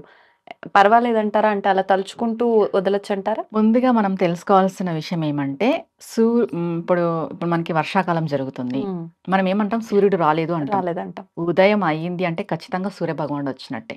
హ్మ్. కానీ మనకి మనకు కనిపించని, కనిపించట్లే. కనిపించకపోని. ఓకే. ఆయన ఎక్కడున్నా కూడా మన గృహంలో ఉన్న గోడలలో ఆయన కిరణాలుంటాయి. హ్మ్. ఆయన మనకి కనిపించాల్సిన అవసరమే లేదు. ఓకే. ఆయన కిరణాలు విశ్వమంతా వ్యాపించి ఉంటాయి. హ్మ్. ఒక్కసారి ఆయన ఉదయించిన తర్వాత. ఓకే. ఆయన్ని మనసులో స్మరించుకొని మనం అర్ఘ్యం ఇచ్చినా ఆయనకు చెందుతుంది. ఆయన కనిపించాలి అనేదైతే లేదు. హ్మ్. ఓకే. ఇప్పుడు అంటాం మేఘాలున్నాయి, మేఘాలు అవును. కమ్మేసినాయి, సూర్యుడు రాలేదు. సూర్యుడు రాలేదు కాదు, సూర్యుడు వచ్చింటాడు. హ్మ్. మనకి ఉదయం అయింది అంటేనే సూర్యభగవానుడు ఉన్నట్టే. ఓకే. మనకు కనిపించని, కనిపించకపోని. ఆ! ఇప్పుడు అంటే మనం ఒక టబ్ లాంటిదేదైనా పెట్టుకొని అలా తూర్పుకి చూస్తూ తులసి ఇంట్లోనే మొక్కలోకి వదలొచ్చా? లేదు తులసి అంటే? మొక్కలోకి తులసి వదలొచ్చు. మొక్కలోకి వదలొచ్చు. ఏ మొక్కలకైనా వదలొచ్చు ఓకే. అర్ఘ్యం. మెయిన్‌గా సూర్యభగవానుడి వల్లే సమస్త జీవరాశి బతుకుతుంది.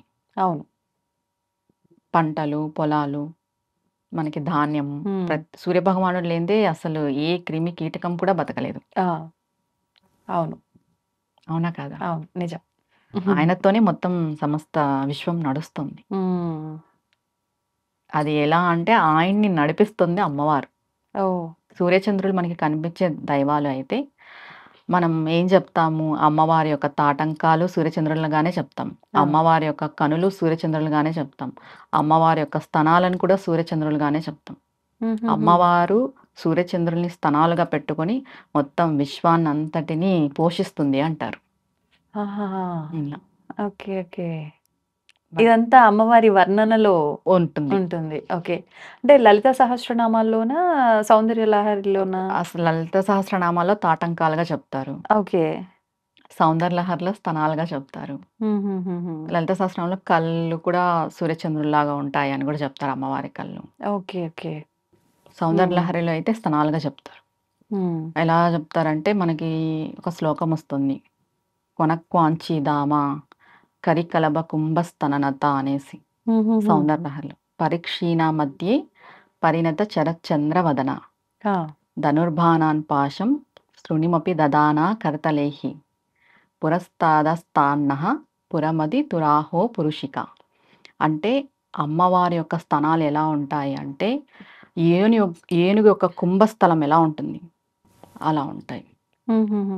అలా ఉంటాయి అమ్మవారి యొక్క స్తనాలు. Okay okay.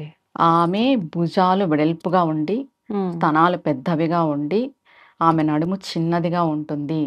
అమ్మవారి యొక్క ఆరాధన మనం చేస్తే అమ్మవారి మనకి ఈ శ్లోకానికి ప్రతిఫలం ఏమంటే ఈ శ్లోకం చదివితే అమ్మవారే మనకి ప్రత్యక్షంగా కనిపిస్తుంది అంటారు సౌందర్యలహరిలో. దీంట్లో చెప్పబడింది ఆమె ముఖము పరిణత చరచంద్ర వదన అంటే పూర్తిగా 16 కళలతో నిండిన చంద్రుడిలాగా ఉంటుంది. ఆమె స్తనాలు సూర్యచంద్రుడిలాగా ఉంటాయి. ఆమె పోషిస్తుంది సమస్త జీవరాశిని అనేసి. ఓకే. ప్రతి ఒక్కరు కూడా ప్రతిరోజు సూర్య భగవానుడికి అర్ఘ్యం ఇచ్చుకోండి. రాగి చెంబులో రాగి నీళ్లు, పాత్రలో, పసుపు, చెంబు అని కాదు, కుంకుమ, చిన్న గ్లాస్ అయినా గ్లాస్ అయినా పర్వాలేదు. పర్లేదు. ప్రతి ఒక్కరు కూడా సూర్య భగవానుడికి అర్ఘ్యం అనేది ఇస్తే ముందుగా మనకి ఆరోగ్యం బాగుంటుంది. ఆరోగ్యం బాగుంటే మనం సకల పనులు చేసుకోవచ్చు. అంతే. అవును. ఆరోగ్యం భాస్కర్ ఆధీనం అంటారు. మన ఆరోగ్యం సూర్య భగవానుడి యొక్క ఆధీనంలో ఉంటుంది. మీరు అన్నట్టుగా ఇప్పుడు అందరూ బాగా లడ్డుగా అయిపోయి సూర్య నమస్కారాలు చేస్తే సన్నగా అవుతారని చెప్పి సూర్య నమస్కారాలు చేసే వాళ్ళు కూడా ఉన్నారు. అవును. ఎట్లాగూ భాస్కరుణ్ణి ఆరాధించిన వాళ్ళు స్లిమ్ గా ఉంటారని మీరు కూడా ఓవర్ చెప్పారు. వెయిట్ ఉండరు. వాళ్ళ దాంట్లో సూర్య భగవాన్ ఆరాధించే వాళ్ళ బాడీలో చెడు పదార్థం అనేది ఉండదు. మనకి ఓకే. కొలెస్ట్రాల్ ఇవన్నీ ఉంటాయి కదా, ఇవేవి ఉండవు. వాళ్ళు చాలా సన్నగా ఉంటారు, ఆరోగ్యంగా ఉంటారు. మెయిన్ గా సూర్య భగవాన్ ఆరాధిస్తే మేధస్సు, తెలివితేటలు కూడా చాలా బాగుంటాయి. ఓకే. అంటే ఇక్కడ భక్తి అందుకే ఉన్నవాళ్ళు- ఆదివారం టైంలో నాన్ వెజ్ తినకూడదు అంటారు. ఆదివారం మనకి right. సూర్య భగవానుడి యొక్క ఆరాధన జరుగుతుంది. మనకి కనిపించే దైవం ఆయన. ఆదివారం నాన్ వెజ్ మానేయమని చెప్పడానికి కారణం కూడా ఇది. కానీ చాలా మంది హాలిడే కాబట్టి ఆ రోజునే తినే వాళ్ళు కూడా ఉంటారు. తెలిసి తప్పు చేసేస్తున్నాం ఒక రకంగా. ముందుగా శనివారం మానేస్తాం మనం కదా, అవును. శని భగవానుడిదని. శని భగవానుడి వాళ్ళ తండ్రి సూర్య భగవానుడు. ఆదివారం కదా మానేయాల్సింది. ఓకే. అంటే శని భగవానుడి తండ్రే గొప్ప కొడుక్కే ఇంత స్థాయిలో ప్రయారిటీ ఇంత ఇస్తున్నప్పుడు- ప్రయారిటీ ఇస్తున్నాం, మనం తండ్రికి ఇవ్వట్లేదు, ఉమ్, సూర్య భగవానుడికి ఇవ్వట్లేదు. అవును. ఇది అందరూ తెలుసుకొని ఆదివారం పూట మాంసాహారం మానేస్తే మెయిన్ ఆరోగ్యంగా ఉంటారు. ఓకే. మన ఆరోగ్యాన్ని మనం సగం కాపాడుకున్నట్టు మాంసాహార నిషేధం మాంసాహార వల్ల. నిషేధం వల్ల. ఇంకేమైనా ఉన్నాయా నియమాలు, కండిషన్స్? ఇది ఒకటేనా ఆ రోజున ఆదివారం. ప్రత్యేకించి? ఆదివారం ప్రతిరోజు అర్ఘ్యం ఇవ్వలేని వాళ్ళు ఆదివారం మాత్రం ఇచ్చుకున్నా చాలు. ఒక్క రోజున. ఆ రోజు సూర్య భగవానుడి ఆరాధన చేసుకొని మాంసాహారాన్ని తినకుండా ఆయన యొక్క నమస్కారాలు చేసుకున్నా కూడా మనం ఆరోగ్యంగా ఉంటాం. ఇప్పుడు ముందుగా మనకి సోమవారం రాబోతుంది. అవును. మొదటి మొదటి సోమవారం. ప్రతి ఒక్కరూ తెలుసుకోవాల్సిన విషయం ఏమంటే, ఒక్క సోమవారం ఒక పూజ, రెండవ సోమవారం ఇంకొక పూజ, మూడవ సోమవారం ఇంకొక పూజ, అలా కాదు. కార్తీక మాసంలో 4 కానీ 5 కానీ వస్తుంటాయి. మీరు సంకల్పం చేసుకోవాల్సిన విషయం ఏమంటే, ఒకటే పూజ ప్రతి సోమవారం, ఒకటే నియమం, ఒకటే దీక్ష. ఓకే. నేను కార్తీక సోమవారాలలో ఈ విధంగా దీక్ష చేస్తాను అని సంకల్పం చేసుకోవాలి. అది ఎలా? మాంసాహారం మానేయడం, భూషయనం చేయడం, బ్రహ్మచర్యం పాటించడం, ఏకభుక్తము నక్తము చేయడం, లేదా పరిపూర్ణంగా ఉపవాసం చేయడం. ఓకే. జలం కూడా తీసుకోకున్నట్టు కొంతమంది చేస్తారు, అవును. అలా చేయడం. అబద్ధాలు చెప్పుకోకున్నట్టు ఉండడం, మౌనవ్రత దీక్ష. అవునా? మౌనంతో ఉండాలి ఆ రోజున? చాలా మంచిది. ఓకే. చాలా చాలా ఫలితాన్ని ఇస్తుంది మౌనవ్రత దీక్ష. ఓకే. ఇలా మీరు దీంట్లో ఏది మేము చేయగలము, మేము ఏది చేయగలము అని మీరు ముందుగా నిర్ణయించుకోవాలి. ఎవరైనా సరే ఈ 4 సోమవారాలు అదే చేయాలి. ఓకే. మౌనవ్రత దీక్ష చేసేవాళ్ళు ఉదయం నుండి సూర్యోదయం కాకనే స్నానం ఆచరించి సంకల్పం చేసుకోవాలి. స్వామి, నేను మౌనవ్రత దీక్ష చేస్తున్నాను. ప్రదోష టైం వరకు 5:30 సమయం వరకు చేయాలి. పొద్దున సూర్యోదయం నుంచి సూర్యాస్తమయం వరకు చేయాలి. ఓకే. దాని తర్వాత పూజ ఉంటుంది, శివారాధన చేస్తాం. ఉపవాసం కూడా ఏకభుక్తం చేసేవాళ్ళు మధ్యాహ్నం తినొచ్చు. నక్తం చేసేవాళ్ళు చాలా మంది సోమవారం నక్తమే చేస్తారు. ఉదయం అంతా ఉపవాసం ఉండి పూజ అంతా అయిన తర్వాత చుక్కలు చూసి భోజనం భుజిస్తారు. ఇలా చేసుకోవచ్చు. ఓకే. సోమవారాలు పూజ చేసుకోవాల్సిన వాళ్ళు, శివారాధన చేయవలసిన వాళ్ళు ఉదయం ఖచ్చితంగా విష్ణువుకి చేయాలి. ఆహా. ఇది కార్తీక దామోదర మాసం కాబట్టి అవును. ఖచ్చితంగా సోమవారం అయినా కూడా శివుడికి అని అనుకోకుండా విష్ణువుకి కూడా పూజ చేసుకొని సాయంత్రం ప్రదోష టైంలో శివలింగం ఉంటే పంచామృత అభిషేకం ఇంట్లో శివలింగం పెట్టకూడదు అంటారు కదా, పెట్టుకోవచ్చు అంటారా? పెట్టుకోవచ్చు. ఏ సందేహము లేకోకుండా పెట్టుకోవచ్చు.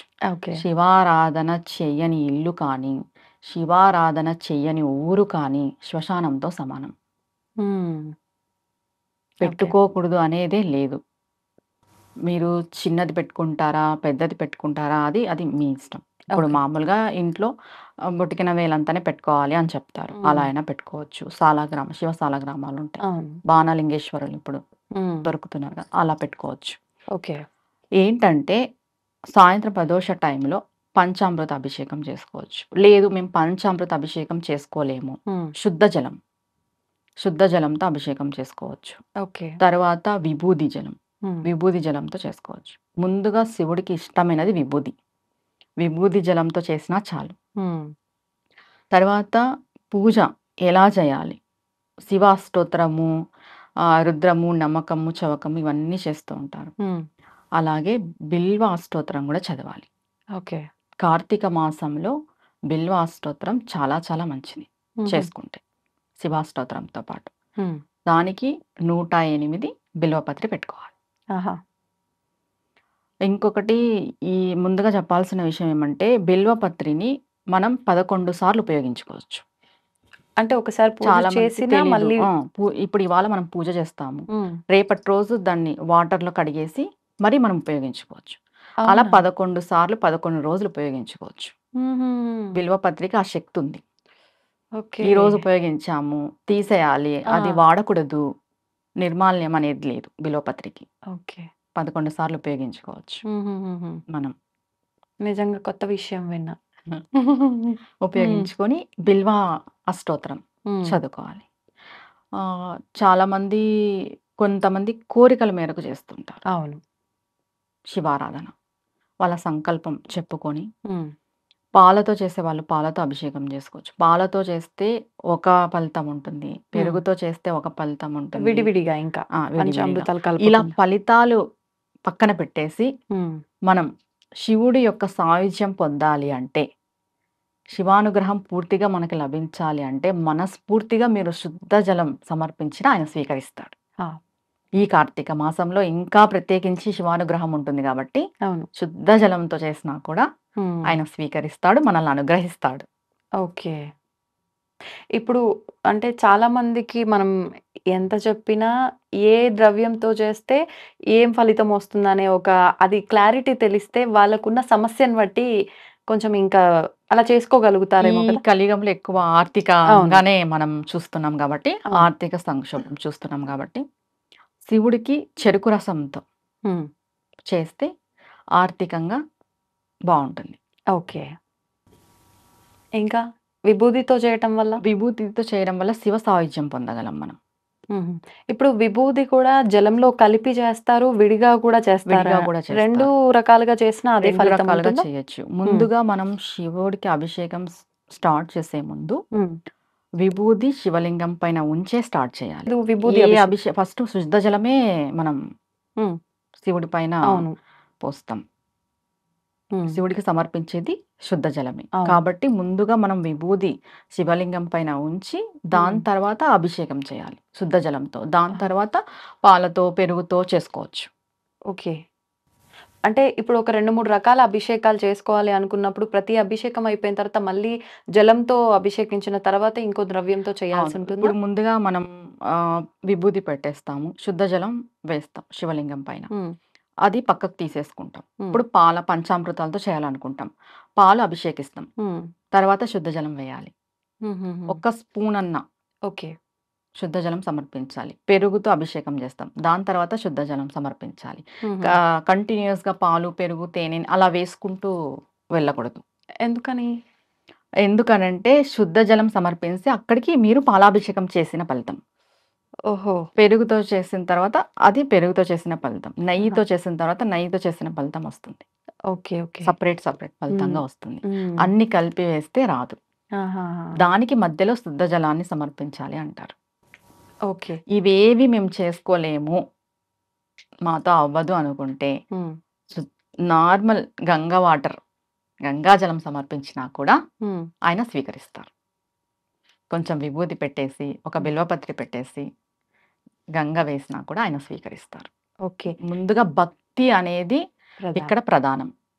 మనం ఎంత వైభవంగా చేస్తాము, హ్మ్. ఎన్ని అభిషేకాలు చేస్తాము, ఎన్ని పండ్ల రసాలు ఉపయోగిస్తాము అనేది కాదు. హ్మ్. మనకి శివుడి యొక్క అనుగ్రహం కలగాలి అంటే భక్తి. ఓకే. మన మనస్సు నిండా శివుడు నిండిపోయి ఉండాలి. హ్మ్.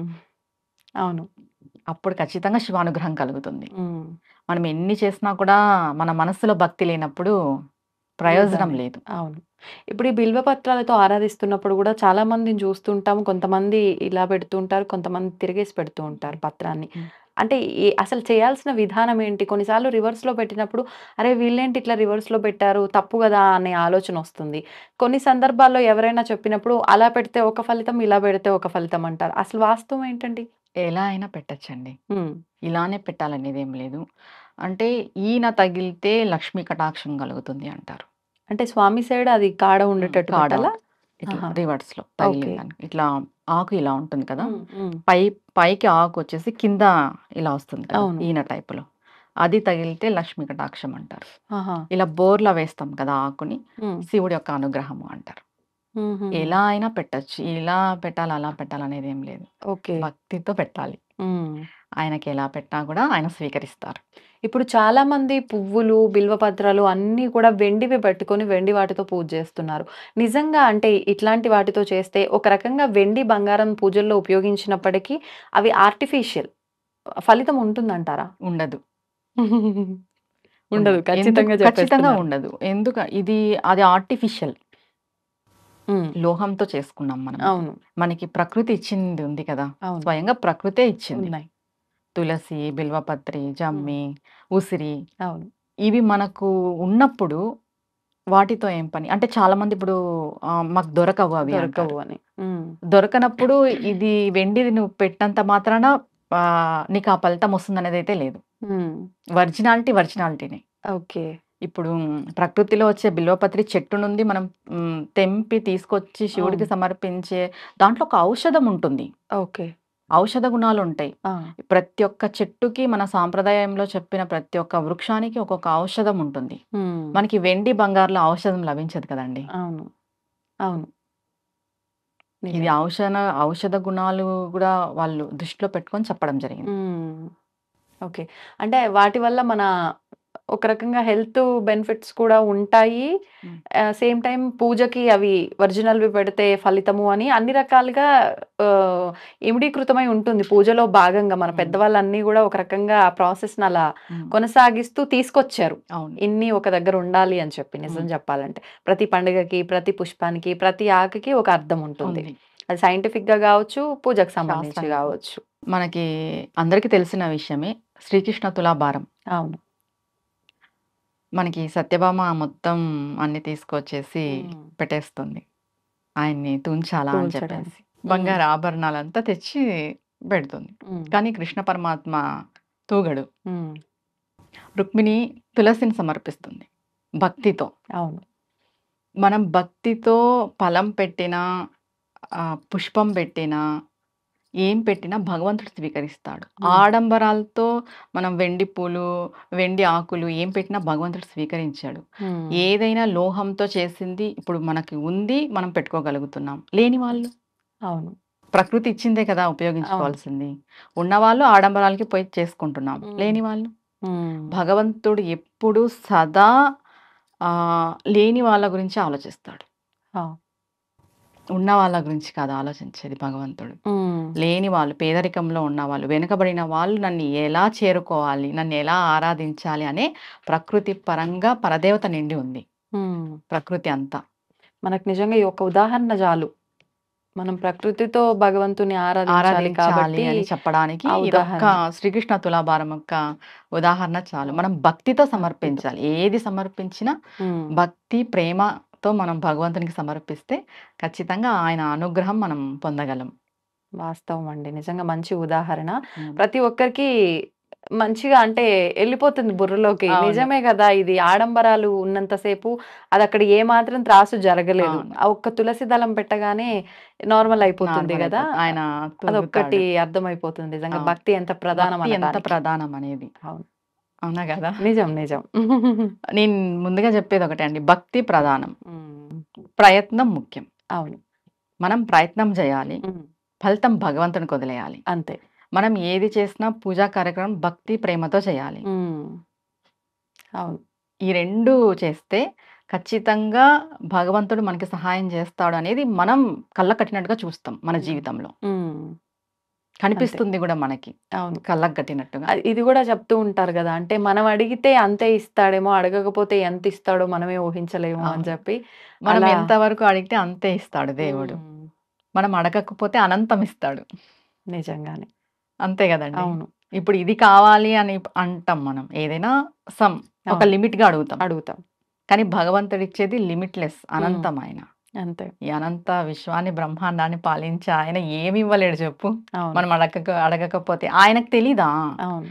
మనం చూడండి భగవంతుడు చూసింటాడండి మన ఉమ్, జీవితంలో. ఏం జరుగుతుంది, అవును. ఏం జరగబోతుంది అనే విషయం భగవంతుడు చూసింటాడు. చూస్తాం. ఆయనకు తెలీదా ఏమి ఇవ్వాలి, ఏమి ఇవ్వకూడదు అని? తెలుసు. దానికి వదిలేసి మనం అది కావాలి, ఇది కావాలి అని అడుగుతూనే ఉంటాం భగవంతుణ్ణి. అడిగినంతనే ఇస్తున్నాడు. నవ్వుకుంటాడేమో భగవంతుడు నిజంగా మనం ఈ పిచ్చి ఖచ్చితంగా. పిచ్చి అన్ని అడుగుతా ఉంటే. ఖచ్చితంగా నవ్వుకుంటాడు. దాంట్లో డౌటే లేదు. ఆ. మనం సందేహపడాల్సిన అవసరమే లేదు. అదే. ష్యూర్‌గా శివుడు, పార్వతి కైలాసంలో కూర్చొని నవ్వుకుంటుంటారు. ఉమ్, అంటే చాలా ఎక్కువ రావాల్సి ఉంటుంది కదా ఎవరికైనా అదే. కొంతమందికి. అప్పుడు ఖచ్చితంగా భగవంతుడు అనుకుంటాడు, నీకు చాలా ఎక్కువ రావాల్సి ఉందిరా, నువ్వు దీంతోనే తృప్తి పడిపోతున్నావు, ఇదే కావాలనుకుంటున్నావు, ఏం చేయలేం దీనికి అనేసి. అంతే. అంతే కదా? అవును. అవును. అంటే ఇంకొకటి కూడా అడగాలనిపించింది నాకు. అంటే మనకి ఎంత ప్రాప్తం ఉంటే అంతే అంటారు. మరి మనకి ఎంత ప్రాప్తం ఉందో అంతే వస్తుందేమో మనం అడిగినా, అడగకపోయినా. అడగకపోయినంత మాత్రాన ప్రాప్తంలో లేనిది ఏమైనా ఎక్కువగా వస్తుందా? అంటే ఏం చెప్పొచ్చు? ఉమ్, సరే. ఎంత ప్రాప్తమో అంత. హ్మ్. ఇది వాస్తవం. ఎంత ప్రాప్తమో అంత అన్నప్పుడు మనం ఏమి చేయకపోయినా ఆ ప్రాప్తంలో ఉండేది మనకొస్తుంది. అవును. మనం ఎందుకు భక్తి భావనలో వెళ్ళాలి? హ్మ్. మనకి లేని దాన్ని కూడా మనం తెచ్చుకోవడానికి. హ్మ్. మన రాత బాగలేదు, మనకు సరిగ్గా లేదు. మనం అమ్మవారినో, శివయ్యనో పట్టుకున్నాం. మన రాతలో ఏదో చెడు జరిగేదుంది. హ్మ్. భగవంతుడు ఏం చేస్తాడంటే ఆ చెడుని తీసేస్తాడు. కంప్లీట్‌గా కాదు. హ్మ్. మీకు 1000% జరిగేది హ్మ్. 100%కి. 100% జరిగేది 10, 20%కి చేస్తాడు. ఓకే. ఇబ్బంది ప్రాప్తం ఉంటుంది. ఇప్పుడు మన ఎక్కువ ఇబ్బంది రాతలో అనిపించకుండా. ప్రాప్తం పాము కుట్టాల్సుంటుంది. హ్మ్. ఎగ్జాంపుల్. అదే ఈ రోజుటికి ప్రాప్తం. హ్మ్. మనకు పాము కరవాలి. భగవంతుడి యొక్క భక్తిలో మనం ఉంటే, భగవంతుని యొక్క పాదాలు మనం పట్టుకుంటే, తేలో, చీమో, జర్రో కరిచేలా చేస్తాడు. హుహు. ఇప్పుడు చాలామంది వితండవాదం చేసేవాళ్ళు మనకు రాసుండేదే జరిగినప్పుడు మనం ఇవి ఎందుకు చేయాలి? అవును. అవును. అవెందుకు చేయాలి అంటారు కదా! హ్మ్. మనం చేయాల్సిన దాన్ని ఎందుకు చేస్తున్నాము అంటే, మన కర్మను తగ్గించుకోవడానికి చేస్తున్నాం. హ్మ్. పెద్ద పెద్ద గండాలు ఉండొచ్చు మన జీవితంలో. వాటిని భగవంతుడు తగ్గిచ్చేస్తాడు. ఓకే. మన భక్తి అనేది తగ్గిచ్చేస్తుంది. హ్మ్. అంటే వాటి జరిగేయి యొక్క ఎలా జరుగుతాయి. కాపోతే ఎక్కువ కష్టాలు ఎక్కువ పడుతూ ఇది వెళ్ళాల్సింది కొంచెం లేకోకున్నట్టు. సులువుగా అంటే వెళ్ళడం మనకు కోసం. అర్థమైపోతుంది. ఇది ఇంకోలా జరిగింటే ఏమవ్వు మన హ్మ్. జీవితము అని. అవును. అది అనిపిస్తుంది. భగవంతుడు మనకి అనిపించేలాగా చేస్తాడు. హ్మ్. అప్పుడు అనిపిస్తది, ఆ! దేవుడు ఉన్నాడు. మేము దీని నుండి బయటపడిపోయినాం. అవును. ఆ నిజం. ఇంకోలా జరక్కోకున్నట్టు కాపాడేవాడే భగవంతుడు. హ్మ్. మనం ఈ పూజలు, వ్రతాలు, నోములన్నీ వాటి కోసమే చేస్తాము. తర్వాత మోక్షం. అవును. ప్రతి ఒక్కరు గూడా అండి, సామాన్య ప్రజలతో పాటు దేశం ఉన్నవాళ్ళు, సాధకులు, హ్మ్. అనుష్ఠాన పరులు ప్రతి ఒక్కరూ 5 భిక్షలడగాలి భగవంతుడిని. ఏమేమండి? మొదటిది విద్యా భిక్ష. హ్మ్. మనం ఏ దాంట్లో ఉంటామో దాంట్లో మనం నేర్చుకునేదుంటుంది. జ్ఞానం ఏ ఒక రకంగా పనిలో దానికి ఉంటామో సంబంధించి. మనం జ్ఞానం. టీచర్ అయితే టీచరు, లాయర్ అయితే లాయరు, పోలీస్ దానికి తగ్గట్టు మనం నేర్చుకోవాలి. రూల్స్ అవును. అండ్ రెగ్యులేషన్స్ ఉంటాయి. అవునవును. మనం తెలుసుకోవాలి. హ్మ్. జ్ఞానం. మనం పై ప్రమోషన్స్ పొందాలన్నా, పైకి ఎదగాలన్నా జ్ఞానం అనేది చాలా ఉండాలి. ఇంపార్టెంట్. విద్యాభిక్ష. ఉమ్, 2 వచ్చేసి ధనభిక్ష. ఉమ్. ధన చేసిన పనికి ప్రతిఫలమా? హ్మ్. ధనభిక్ష. ఎందుకంటావా ఈ కలియుగంలో ఖచ్చితంగా ధనం పైన నడుస్తుంది. ధనం మూలం ఇదం జగత్ అని అన్నారు. అవును. అది. హ్మ్. ఉమ్, ఆరోగ్య భిక్ష. ఆ. ఆరోగ్యం లేనిదే ఎన్నున్నా కూడా. ఎన్ని ఉన్నా, ఎంత కోట్లు సంపాదించినా అవును. ఆరోగ్యం లేనిదే ఏమి చేసుకోలేం. ఉమ్, 4 కామ్య భిక్ష. ఉమ్, మన కామ్యము, మనం అనుకున్న పనులు సకాలంలో నెరవేరాలి. హా, టైం దాటి నెరవేరినా కూడా ఏం ప్రయోజనం ఉండదు. కొన్ని అవును. పనులు నిజమే అండి. కొన్ని పనులు. ఇప్పుడు ఒక పెళ్లి పెట్టుకున్నాము ఆ ఉమ్, డేట్‌కి. ఆ డేట్‌కి పెళ్లి జరిగిపోతేనే మంచిది. అవును. ఇంకో డేట్‌కి పోస్ట్‌పోన్ అయ్యి, అది క్యాన్సిల్ అయ్యి ఇంకోలాగా జరిగితే ఉమ్, అది కామ్యం నెరవేరినట్టు కాదు. అవును. సకాలంలో మన కామ్యం నెరవేరాలి అంటే ఉమ్, అమ్మవారి, అయ్యవారి యొక్క అనుగ్రహం ఉండాలి. కామ్య భిక్ష అడగాలి. ఓకే. 5వది మోక్ష భిక్ష. ఉమ్, ఇవన్నీ దాటుకొనొస్తే ఖచ్చితంగా మోక్షం లభిస్తది. ఓకే. మోక్షం ఖచ్చితంగా అడగాలి మనం. ఎందుకంటే ప్రతిసారి సంసార సాగరము, క్రిమి కీటకాలు, జంతువులాగా జన్మలు ఎత్తి విసిగిపోయేదానికంటే ఒక్కసారి మోక్షం ఉంటే వీటి నుండి మనం పూర్తిగా బయటపడిపోతాం. ఉమ్, ప్రతి ఒక్కరు పూజ అయిపోయిన తర్వాత ఏ పూజ, నిత్య పూజ కానీ, మనం సంకల్ప పూజలు కానీ, వ్రతాలు కానీ ఏవి చేసిన తర్వాత కూడా ఉమ్, 10 నిమిషాలు హారతంతా ఇచ్చేసిన తర్వాత 10 నిమిషాలు కూర్చొని మంత్రం అనుకోవద్దు. ఏమి అనుకోవద్దు. ఉమ్, మగవాళ్ళు అయితే దోసిళ్ళు పట్టాలి. ఓకే. ఈ 5 భిక్షలు అడగడానికి. ఆడవాళ్ళు అయితే కొంగు పట్టాలి. ఆ, కొంగు పట్టుకొని ఈ 5 భిక్షలు మాకు ఇవ్వమ్మా అని అడగాలి. ఇప్పుడు భిక్ష అనేది ఎందుకు వాడుతున్నాము అంటే మనం ఎవరిని అలా అడగలేం. అవును. కానీ భగవంతుని అడగగలం. మనం అడిగేది ఎవ్వరు చూడరు కూడా. ఓన్లీ భగవంతునికి మనకి మాత్రమే తెలుసది. భగవంతుడి ముందు మనం ఎంత? అవును. మోకరిల్లిపోయి మనం అడిగితే భగవంతుడు ఖచ్చితంగా మనకి మార్గం చూపిస్తాడు. ఉమ్, అనుగ్రహం మనకిస్తాడు. అది. అవును. ప్రతి ఒక్కరు చేయాల్సిన పని పూజ అయిపోయిన తర్వాత, నిత్య పూజ అయిపోయిన తర్వాత ప్రతిరోజు ఈ 5 భిక్షలనేటివి అడగాలి. ఓకే. మగవాళ్ళైతే దోసిలు పట్టుకొని అడగాలి. ఆడవాళ్ళైతే కొంగు పట్టుకొని అడగాలి. ఉహుహు. మోకాళ్ళ పైన కూర్చొని. ఓకే. అంటే స్వామి నేను నీ ముందు ఇలా మోకరిల్లిపోయినాను. ఉమ్, నీ పాదాలకి నేను దాసోహం అంటున్నాను. నేనిప్పుడు శరణాగతి వేడుకుంటున్నాను. నాకు ఈ 5 భిక్షలను ప్రసాదించు. ఉమ్, నా జీవితాంతం ఈ 5 భిక్షలు నాకు కావాలి అని మనం భగవంతుని వేడుకుంటున్నట్టు. అవును. హ్మ్. ఇది ప్రతి ఒక్కరు గుర్తుపెట్టుకోవాలి నిజంగా. అవును. పూజ అనంతరం ఇంకా అయిపోయిందా, ప్రసాదాలు తినేద్దామా, ఈ హడావిడిలో ఉండకుండా ఈ యొక్క హ్మ్.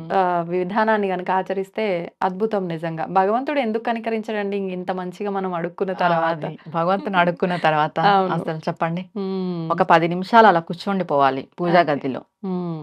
భగవంతుని ముందు మాట్లాడాలి. ఆ! ముందుగా మనం ఈ ఒక్క ఎగ్జాంపుల్ ఏం చెప్తాను అంటే, భగవంతుడికి పెద్ద పెద్ద స్తోత్రాలు చదివేసి, పెద్ద పెద్ద పారాయణాలు చేసేసి వీళ్ళు కాదు నచ్చేది. హ్మ్. ఏమీ రావు. వాళ్ళ బుద్ధి చాలా మంచిగా ఉంటది. హ్మ్. వాళ్ళు ఏమీ చదవలేరు, ఏమీ చేయలేరు. అలాంటి వాళ్ళని చాలా మెచ్చుకుంటాడు దేవుడు. హ్మ్. మనం కూడా అంతే గదండీ! చిన్న పిల్లల్ని బాగా ముద్దు వచ్చి రాని చేస్తాం. మాట్లాడే పిల్లల్ని బా ముద్దు చేస్తాం. అవును. వాళ్ళెంత ముద్దుగా ఉంటారు. పెద్దగా అయిన తర్వాత మాట్లాడితే నోరు మూసుకో ఎందుకు అవును. మాట్లాడతావు? అతి మాటలు మాట్లాడతావు అంటాం కదా పిల్లల్ని. అంటాం. అలా భగవంతుడు కూడా ఏమీ రాని వాళ్ళ వైపే ఉంటాడెక్కువ. హ్మ్. మాకు అన్నీ తెలుసు అని అనుకోని అహంగా ఫీల్ అయ్యే వాళ్ళ దగ్గర ఉండడు. ఆ! మేము ఇది చదువుతాం. చాలామంది చెబుతారు మాకు అదొచ్చు, ఇదొచ్చు, మేము ఇది చదువుతాం, ఇది పారాయణం చేస్తాం, ఇది ఇన్ని సార్లు పారాయణం చేసాం. హ్మ్. అలాంటి వాళ్ళకంటే ఏమీ రాని వాళ్ళకే భగవంతుని యొక్క అనుగ్రహం ఎక్కువుంటుంది. హ్మ్. అలా 10 నిమిషాలు మనం పూజా మందిరంలో కూర్చొని, నాకేమీ రాదు, ఏమీ తెలీదు, నీవే శరణాగతి, నీ పాదాలనే పట్టుకున్నాను. నా జీవితం ఏం చేస్తావో నీ పాదాల దగ్గర పెట్టాను అనేసి మీరు భగవంతునికి అప్పజెప్పేసేయండి మీ జీవితాన్ని. హ్మ్. భగవంతుడు చూసుకుంటాడు. అంతే. అంతే. సంతోషం అండి. నిజంగా మంచి విషయాలు మనం అంటే టాపిక్ అక్కడే ఎండ్ చేద్దాం అనుకున్నాము. అనుకోకుండా అది యాడ్ చేయడము ఇంత మంచి సబ్జెక్ట్ అంతా అవును. గూడా వచ్చింది నిజంగా. అందరికి ఉపయోగపడే సబ్జెక్ట్. అవును. థాంక్ యూ అండి. Thank you very much. నమస్తే మా నమస్తే. శ్రీమాత్రే నమః. And for more videos, Please subscribe to iDream. Please subscribe to iDream. Please subscribe iDream. And please subscribe to iDream. For more videos, subscribe to iDream. please like, share and subscribe to the channel. Congratulations, iDream. Subscribe to iDream. Subscribe to iDream. So subscribe to iDream Media. iDream ki iDream team andarki huge congratulations. Please subscribe iDream Media. Please subscribe to iDream. Subscribe iDream. Please subscribe to iDream. iDream అంటే నా కళల channel subscribe చేసుకున్న నోరు తిరుగుతలేదు మీరైతే గంట గుర్తు కొట్టండి. For more such videos, please subscribe to iDream. Subscribe to iDream. Please subscribe to iDream. Please subscribe iDream Media. Please do subscribe to iDream. Please subscribe to iDream Media. For best entertainment and information, please subscribe iDream. And don't forget to subscribe to iDream.